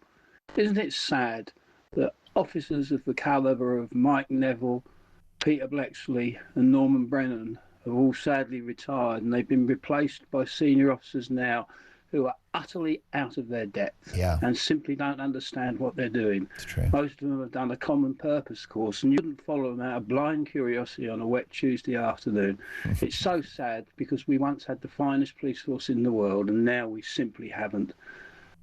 I totally agree. I totally agree. I think it's an issue in the culture of our country. We know the institutions are essentially not fit for purpose, but I think the culture of policing, for example, is a huge problem, given the fact that we don't prosecute shopkeepers, and that if you apprehend someone on a train that's committing a crime, you're the one that will get your collar felt. It's completely wrong. It's topsy-turvy. The incentives are a disaster, are they not? Folks, do you believe a word Starmer says? Next up, one of the finest journalists in the land. Don't go anywhere.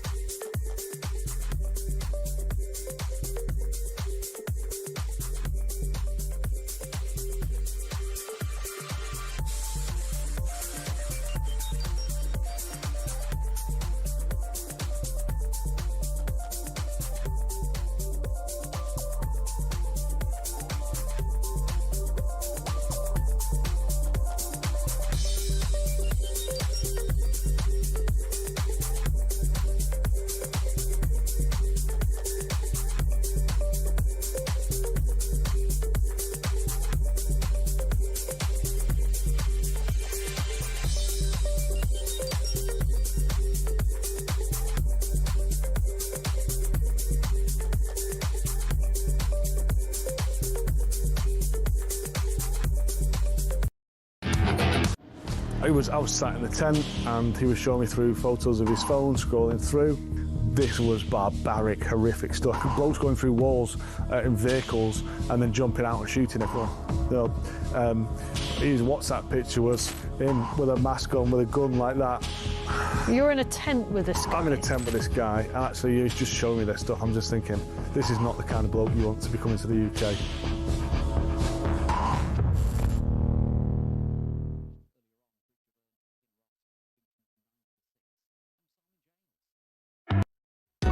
Across the UK, on DAB+, on your smart speaker, on your smart TV, and on your side.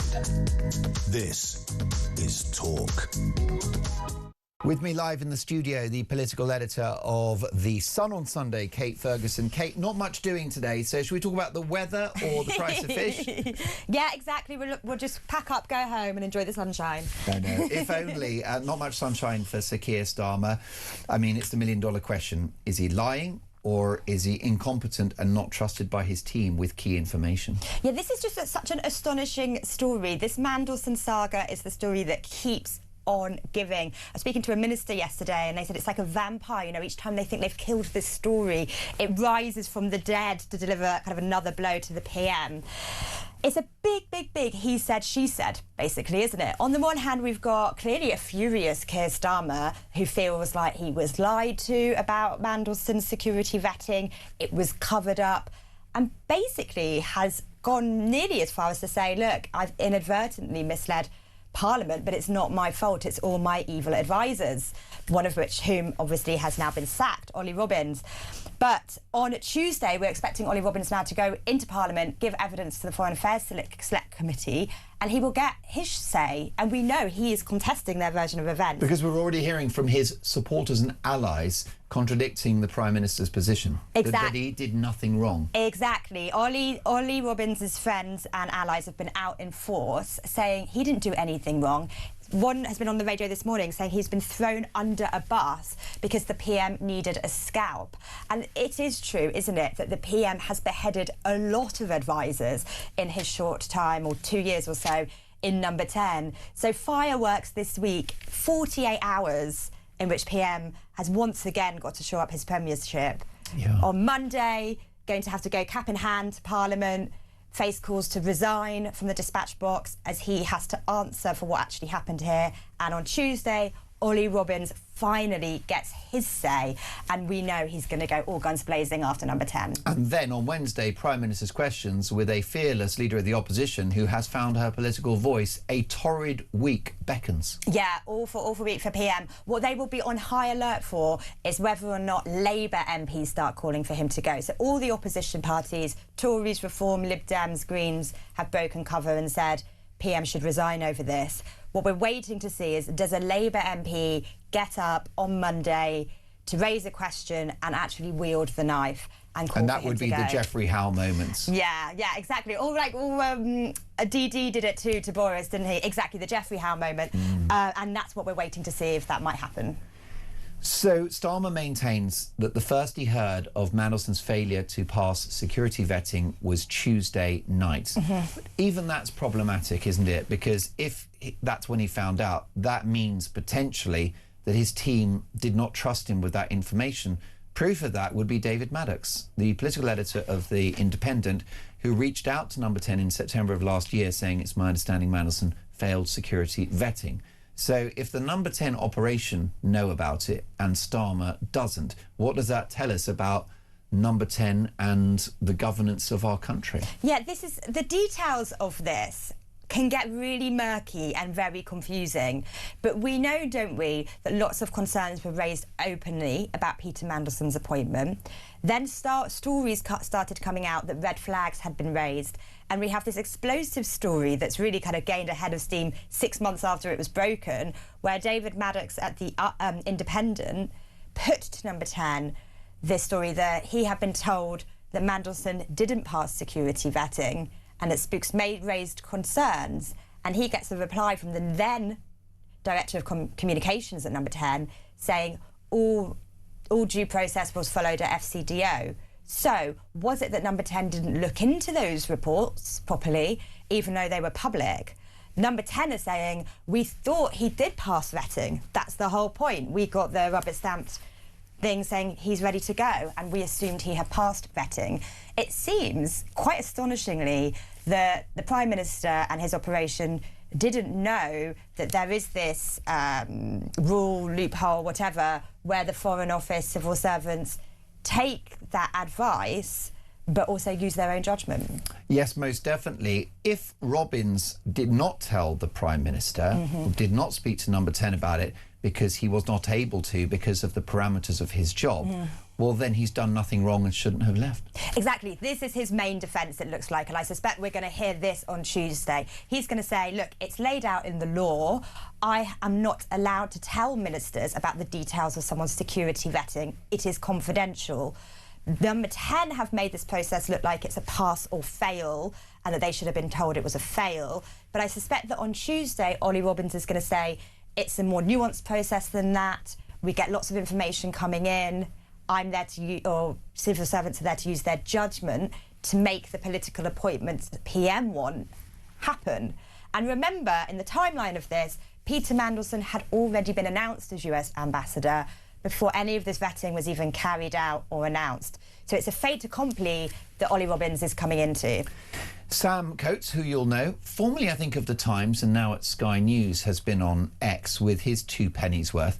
And he thinks that what the civil servants have done is essentially try to facilitate the will of Number 10 by waving the Mandelson appointment through, and they're now being thrown under the bus and they're none too happy about it. Yeah, exactly. And I mean, that actually just out on record saying that today, you know, the role of the civil service in British Constitution is to make things happen that ministers, prime ministers, elected people, elected politicians say they want to happen.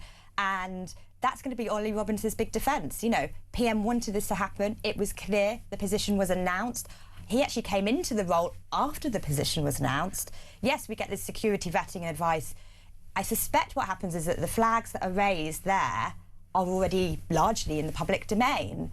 So Ollie Robbins, you know, uses his discretion to make an appointment, formalise an appointment the PM's already announced. This guy's got no skin in the game. He's an administrator. He's a public servant. There's no incentive for him to unilaterally support and wave through the appointments of Mandelson. Yeah. I don't see, because you've got to look at incentives, haven't you? What did Robbins have to gain from making sure that Mandelson got the job or stayed in the job? I can't see it, and therefore all roads lead to Number 10. Yeah, I mean, look, obviously Ollie Robbins would have no skin in the game when it came to Mandelson's career. I mean, he's not, you know, an independent civil servant, has served under Tory and Labour administration alike, isn't exactly Mandelson's mate, isn't doing him a favour. He's going to strongly think he was just doing his job. But it is also true that Number 10 are spitting feathers over this. They're absolutely furious and feel like they've been hoodwinked and not alerted to this big kind of bomb that was lurking in the Mandelson files all along, and wonder openly if they've like inadvertently misled MPs because they weren't told something. So I think all of this is going to end up a bit in the weeds, but certainly the overall impression I suspect your listeners are going to get is that once again, Keir Starmer is not in charge, in control, does not have a grip of the regime he is running. Most definitely. Then there is the issue of the ministerial code. If something like this comes to light, the Prime Minister is obliged to reveal that, because I think what happens is if you say something in Parliament and then it's incorrect, you must correct it at the earliest opportunity. It's also my understanding that the Speaker of the House will stop parliamentary business under all circumstances in order for a minister or Prime Minister to make a statement. That would have primacy, because you need to correct the public record. So why, if Starmer has the information on Tuesday, do we hear nothing about it on Tuesday evening? Maybe a statement from Number 10 or a post on X, Donald Trump style, or perhaps a word about it at the beginning of Prime Minister's questions. He keeps his counsel till Thursday. Yeah, and obviously it's not very easy to keep things secret, and then it erupts in the papers. And we even hear that that's how the Foreign Secretary, Yvette Cooper, found out, by reading it in the papers. So big questions here about why PM didn't come clean quicker. He's actually obliged to. As soon as he said he is obliged to. They say, look, we were still establishing the facts. We wanted to come forward with all the facts. He's going to come into Parliament on Monday. But you're right, if a PM or any minister needs to correct the record, there's something called an urgent statement. Lindsay Hoyle, the Speaker of the House, will tear up business and you're being given priority. It also would have been... It's very easy to do. It might have been politically smart to do something like that. I think it would have been, rather than say it... Because get ahead of the story. Get ahead of the story. I mean, look, in the end, they weren't able to keep it secret while they were undergoing that investigation, and it erupted in the pages of The Guardian, and that's not a good place for it to be. I know for PM. It takes a lot to shock you because you are a even-handed journalist, but were you surprised by Sir Keir Starmer's manner on Wednesday at the end of Prime Minister's questions? And his row with the Speaker, who, let's not forget, is his political stablemate. They're both Labour MPs technically, although he's the leader of the House, Speaker of the House.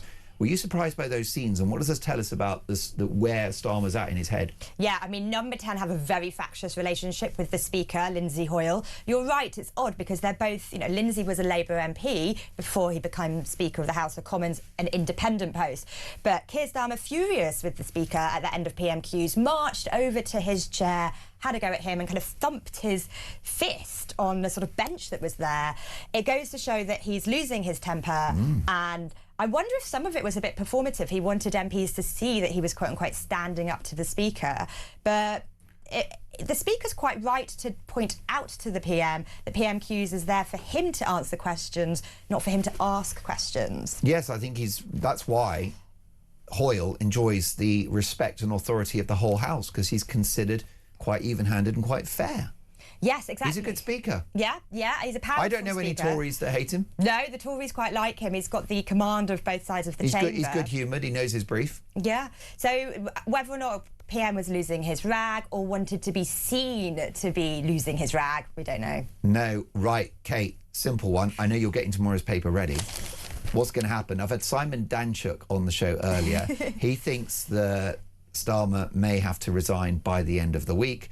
Others think he hangs on till May. What's going to happen? I think so far he's hanging on. And the reason I say that is because no big Labour figure has started mobilising, sharpening the knife for him. And that is how he's toppled. It's his own backbenchers. It's the Labour Party that can, only the Labour Party really, that can get rid of PM. But this really is yet another kind of flesh wound to an already very wounded Prime Minister. So he has like another torrid week. He gets through it. And then we're almost straight away into local election territory. And we know that's going to be a nightmare set of results for Labour.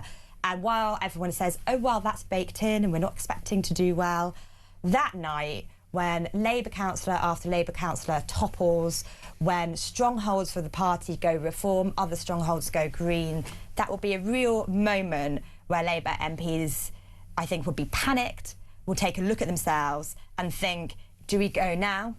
Do we want to get a new leader in, or do they just put their knives away and go along with Keir? Can't wait for tomorrow's paper. My goodness, it's surely the big political story of the year. The political editor of The Sun on Sunday is Kate Ferguson. Thank you, Kate, and good luck with your reporting. There won't be much sleep in the next 24 hours. My goodness, what times we live in. Do you believe a word that Sir Keir Starmer says? Your calls and voice notes next.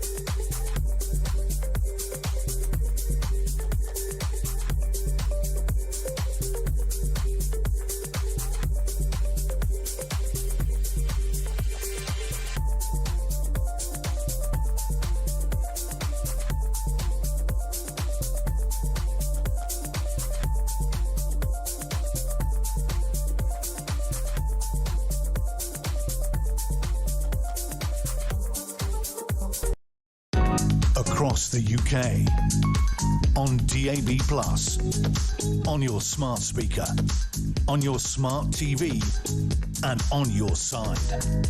This is Talk. Do you believe a word Sir Keir Starmer says? David, let's gather a voice note if we can. This is Matt. Hello, Mark. Starmer may or may not be going in the next few days. I don't think he will. I think he'll work out of it. Here's the thing. Who do you put in his place? Better the devil you know sometimes. I mean, Redhead, Reeves, Cooper, Rayner, Lammy. I mean, seriously. I mean, Mahmood, who's probably best of the bad bunch. Streeting. Who do you put in there? I don't know. I'm not so sure. Anyway, love the show. Thank you, Matt. Thank you, Matt. Well, I think that's actually tomorrow's conversation now. I think, Dean, tomorrow's conversation is going to be Starmer's going to go, obviously. Will his replacement be worse? Very likely they will. Thank you for that. Here's Glyn. Morning, Mark. Just a little message to say. I think Keir Starmer is a lawyer and a liar. Two very similar sounding words. Have a great show. Well put, Glyn. That was brilliant. Very poetic and to the point. Sue. Morning, Mark. Great show as always. Thank you, Sue. You will remember that during the COVID era, the government managed to change the law so that British citizens returning to the UK were quarantined in hotels at their own expense and were hardly allowed to leave their rooms. Of course, illegal migrants should and can be confined in whatever accommodation they are given. Sue from Chelmsford. Sue, I'm so glad you talked about that. Nigel Farage wants to lock up illegal immigrants when they land on our shores. It's the right thing to do, and I may do a dispatch on that tomorrow. Thank you, Sue. God bless you for that. Here's Helen. Hi, Mark. Helen in Knutsford. You know all these gangs that have been smashed? Yeah, right. Oh, God. Starmer, nobody ever believed him. What a liar. I'm glad you said that. I think that manifesto was a lie. He just didn't mean any of it. He wasn't going to grow the economy. He wasn't going to smash the gangs. He wasn't going to fix the foundations of the economy, stabilise the economy. I mean, how on earth does shrinking growth and bringing back inflation stabilise the economy? How on earth does the return of unemployment fix the foundations, particularly youth unemployment, which is the highest in Europe, which is going some because no one in Spain works? Here's Sandra on a voice note. Hi, Mark. It's Sandra from Essex. Wouldn't it be lovely if Starmer, out of a fit of pique for being caught, decides to announce a general election? That would be about the only decent thing that he would have done in the entire time that he's been Prime Minister. So I don't suppose it's going to happen, but please allow me my little dream. Thank you. Sandra, that is the dream. A snap election. Never say never. Sandra, thank you for that. Michael is in Stoke-on-Trent. Hello, Mike. Morning, Mark. Two very quick things. Do you remember a gentleman called Brian Moore? Of course I do. The rugby player. Correct. Also QC. Right. He said that a barrister is a storyteller. You are paid to tell a story. Yep. Whoever tells the best story wins. And Starmer's still doing exactly the same thing now. Nobody believes the man. And just the other quick thing, he said he did not know the results of the vetting process. Then how come when he stood up in Parliament in February and was asked, was Epstein mentioned in the vetting, he said yes. So if he didn't know the results, how did he know that Epstein was mentioned? That's a brilliant point, Mike, and to a degree, that could be another smoking gun. And we need to dig out that clip that Starmer in the House of Commons says that Mandelson passed vetting, including when it pertained to his relationship with Epstein. We're going to run with that. Mike, we're going to have an investigation of that. It's a very, very good point. Dean, take a note that Starmer said that Mandelson passed vetting and was asked about the details of that vetting, and yet apparently he didn't know the end result. Fantastic. Ken is in Wiltshire. Hello, Ken. Hello. Morning, big man. How are you? I'm okay, thank you. All our troubles started with Blair. There's no doubt about it. And he was a consummate lawyer along with his wife. Starmer is of the same ilk. Lawyers do not care about the truth. They care about winning that particular case. And they will take an honest man and they will twist his words until he incriminates himself. That was told to me by a barrister. Well, it's true, because let me give you an example, Ken. If somebody murders his wife and the police arrive and he's stood there with a bloodied dagger, he still will have a trial, and the defence lawyer will say, this man did not kill his wife, even though the wife is dead and he's got the bloody dagger. There will be a lawyer who will say this guy is as good as gold and not guilty. That is the job that our Prime Minister used to do. Yeah, exactly. Exactly. I don't think Starmer is a liar. I just don't think he knows what the truth is. He's lived all his life in a bubble of lawyers and theory and argument. He has no experience of the outside world. Interesting. I really don't think he knows what the truth is. So you can't accuse a man of lying who does not know what the truth is. You know, I sit here thinking of the good old Thatcher days. Margaret Thatcher, as much as she was disliked, would not have been in this mess. Well, most definitely, because she was as straight as a die, wasn't she, Ken? Exactly. Now, listen, we know that she got things wrong, right? The poll tax, I think the treatment of the miners was you know, it was important to have that battle, but, you know, those communities, post-industrial, were not looked after. But when that woman spoke, she spoke her mind, and it was the authentic truth. Yeah. Can you name one? Can you name one Margaret Thatcher lie, Ken? I can't go back. Well, I mean, I'm 80, but I can't go back that far. But that wasn't her style, was it? No, it wasn't her style. Her style was straight up, in your face. That's the truth. Like it or leave it. She did make a number of mistakes. No doubt about it. I mean, I am ambivalent about her, really. I don't know whether I admired her, but she wouldn't have taken the nonsense that we have this today. Do you think she'd put up with the boats? Would she give away the Chagos Islands? Would she? No. Would she shutter our oil wells? Sure, of course she wouldn't. But as I say, I don't think lawyers should be allowed in politics at all. Wow. Because their brief is to win their case, and they will tell you anything to win that case. I don't think any lawyer should be in Parliament. Well, that's interesting. In a way, they are trained to lie. They're trained to... I won't say they're trained to lie, but they're trained to alter the truth. Right. It's to suit themselves. Like you said, storyteller. Tall stories. Yeah, like the caller before me said, my barrister friend once said to me, he quit the law. He quit the law because he was an honest man, and he said, in a trial, there's only one person that knows the truth, and that's the man in the dock. The rest is two men trying to prove which one had the better education. Wow. Ken, what a fantastic call and really valuable input there. Ken saying no lawyer should ever enter the House of Commons. Ken, brilliant call. Do join me again soon. I've loved the calls. I've loved the voice notes. It's brilliant to be back on Talk Breakfast. I'm afraid you can't get too much of a good thing. I'm going to be looking after Ian Collins' show next week as well. So Talk Breakfast tomorrow and then Ian Monday to Friday of next week. Do join me from 1 p.m. But I'm back tomorrow at 6 a.m. Next up, very excited about Retro Rewind. And here's my question. What is the year in which Michael Jackson's Thriller was released? What is the year in which Margaret Thatcher won a landslide general election victory on the 9th of June?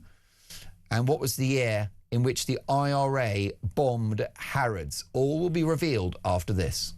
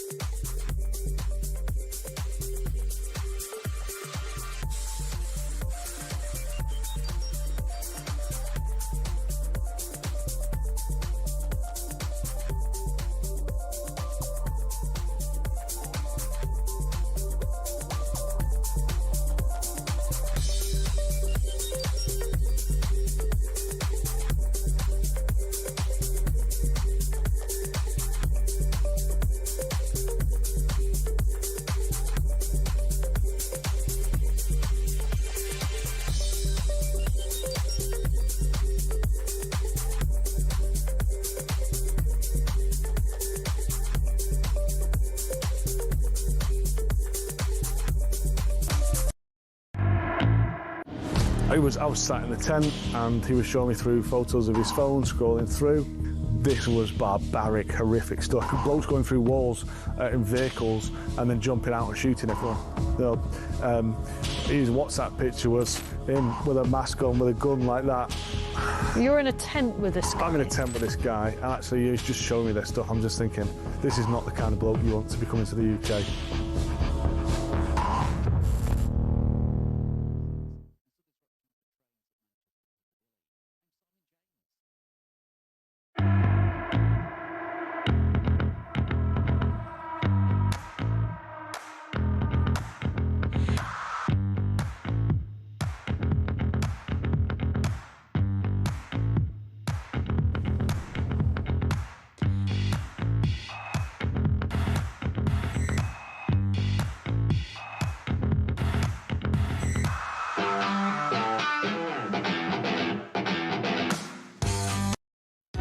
Across the UK, on DAB+, on your smart speaker, on your smart TV, and on your side.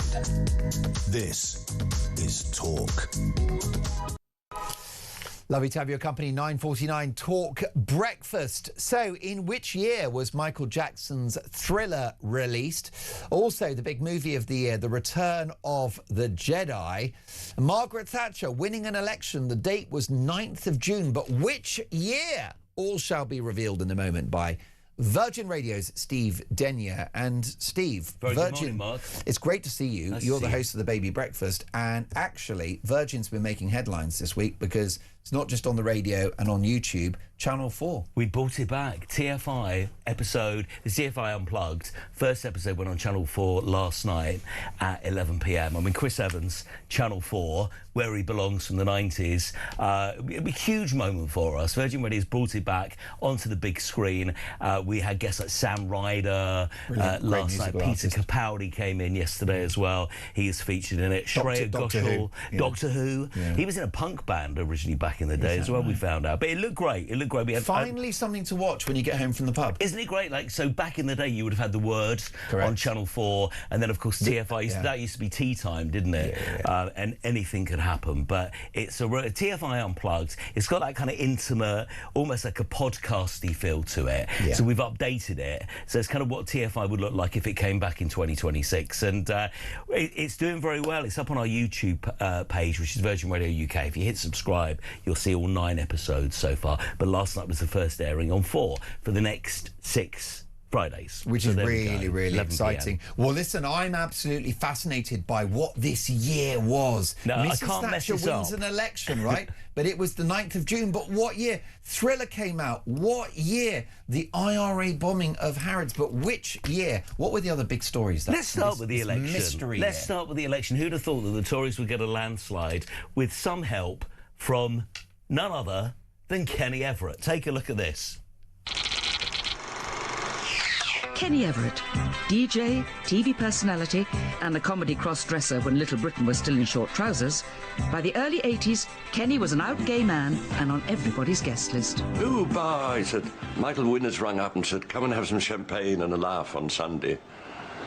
And I said, what's this? He said, Young Conservatives at Wembley Conference Centre. I said, don't go. And he said, what do you mean? And I said, I know you, something will happen. Scenting certain victory in the build-up to the 1983 general election, the Conservatives wheeled out the usual entertainment big guns. And Michael Winner.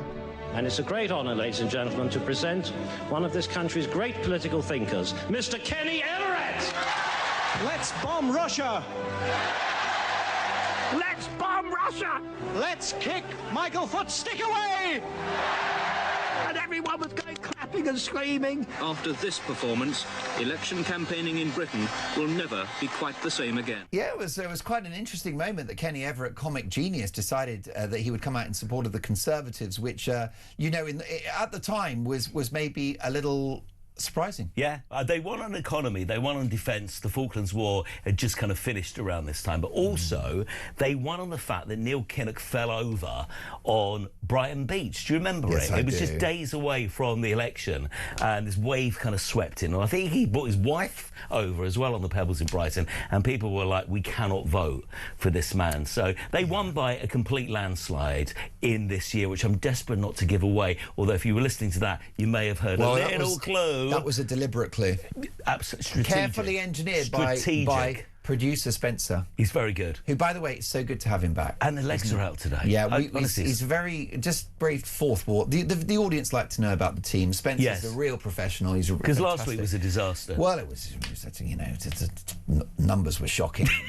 I was all over the place. Anyway, he's back, but as you know, he's a lengthy stint in rehab. He's not had a drink now in 7 hours. That's great, isn't it? So he was I'm a bit very shaky as he switched proud. me on, but we also had, you mentioned this a By moment the way, ago. quick one, another break the fourth wall. Oh, go on. Right, Virgin Radio fridge, semi-skimmed milk, right, all very healthy stuff. Yes. The Talk fridge, there's couscous in there, right, fresh broccoli. Talk Sport, Budweiser. Lovely. That says it all, doesn't it? That's how the brands merge.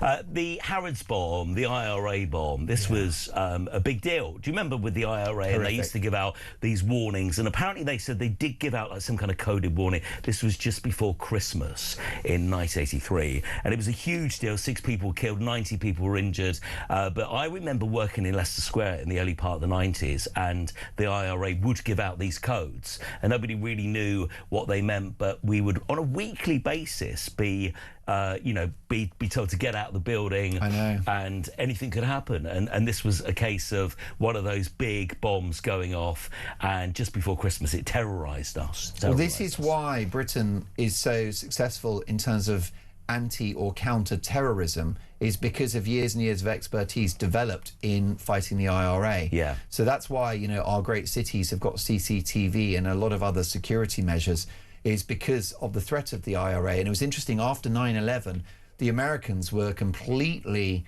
unprepared for that attack on the Twin Towers, because they did not have homegrown terrorism, and that changed America overnight. But the Brits, when 9/11 happened, we're like, yeah, You know, we've had it for 2 decades. Welcome to our world. It wasn't on that scale. Yes. But shopping centres and politicians' cars, the Grand Hotel, and then Harrods, which is, of course, this iconic building. One of the most famous buildings in the country. Absolutely. It set shockwaves around the world because the world saw that. Yeah. I mean, is it the #1 department store on the planet, the most famous? I think the most legendary, the most famous, the most iconic. And I know even now, I know people who work in there and people come all over the world to visit there. It's almost like it's still on the tourist map for good reasons, for bad reasons, as we've learned recently. Can I take you to the biggest quiz show of the year, the very, very first episode in this year, which I'm desperately trying still not to give away, Bob Holness and Blockbuster. I've got a clip from the very first episode. This took over our lives at 5 p.m. And here is the host of Blockbusters, Bob Holness.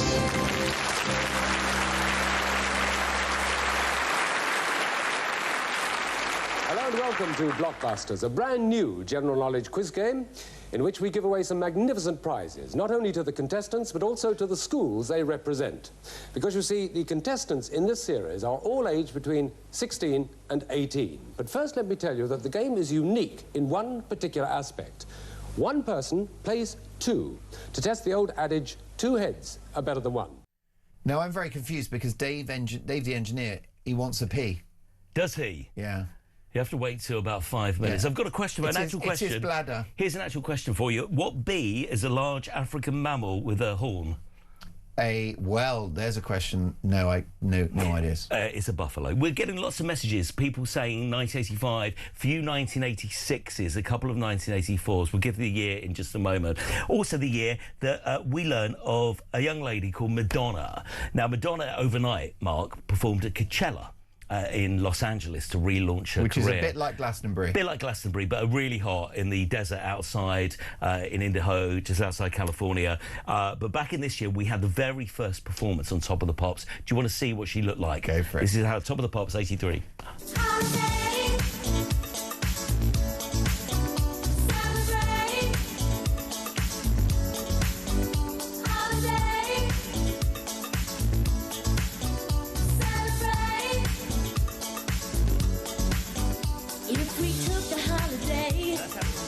That was the very, very first UK performance of her. She's this kind of struggling performer. She went to New York with like $60 and met a few people, created this record. It didn't work to begin with. Then she kind of really worked on the image. MTV had just started, so she thought, well, if I get this image, if I look like nobody else and get on MTV with some airplay, and it gradually built and built and built. I think it was the second time round that track, thanks to that performance on Top of the Pops, she became a star. The next thing, Desperately Seeking Susan came out. Can I play you a clip from the biggest selling song of this year? Hopefully Alex Phillips will be dancing to this as well. Boy George, Karma Chameleon, Culture Club. I always remember my nan seeing this on Top of the Pops going, what is it? In the early part of the 80s, and just really daring, you know, decided to dress on like everybody else. Very conservative days back then. However, had this wonderful voice. Lots of people in America thought it was a black singer. Yeah, and then when they saw him, they were like, oh, that was the biggest selling single.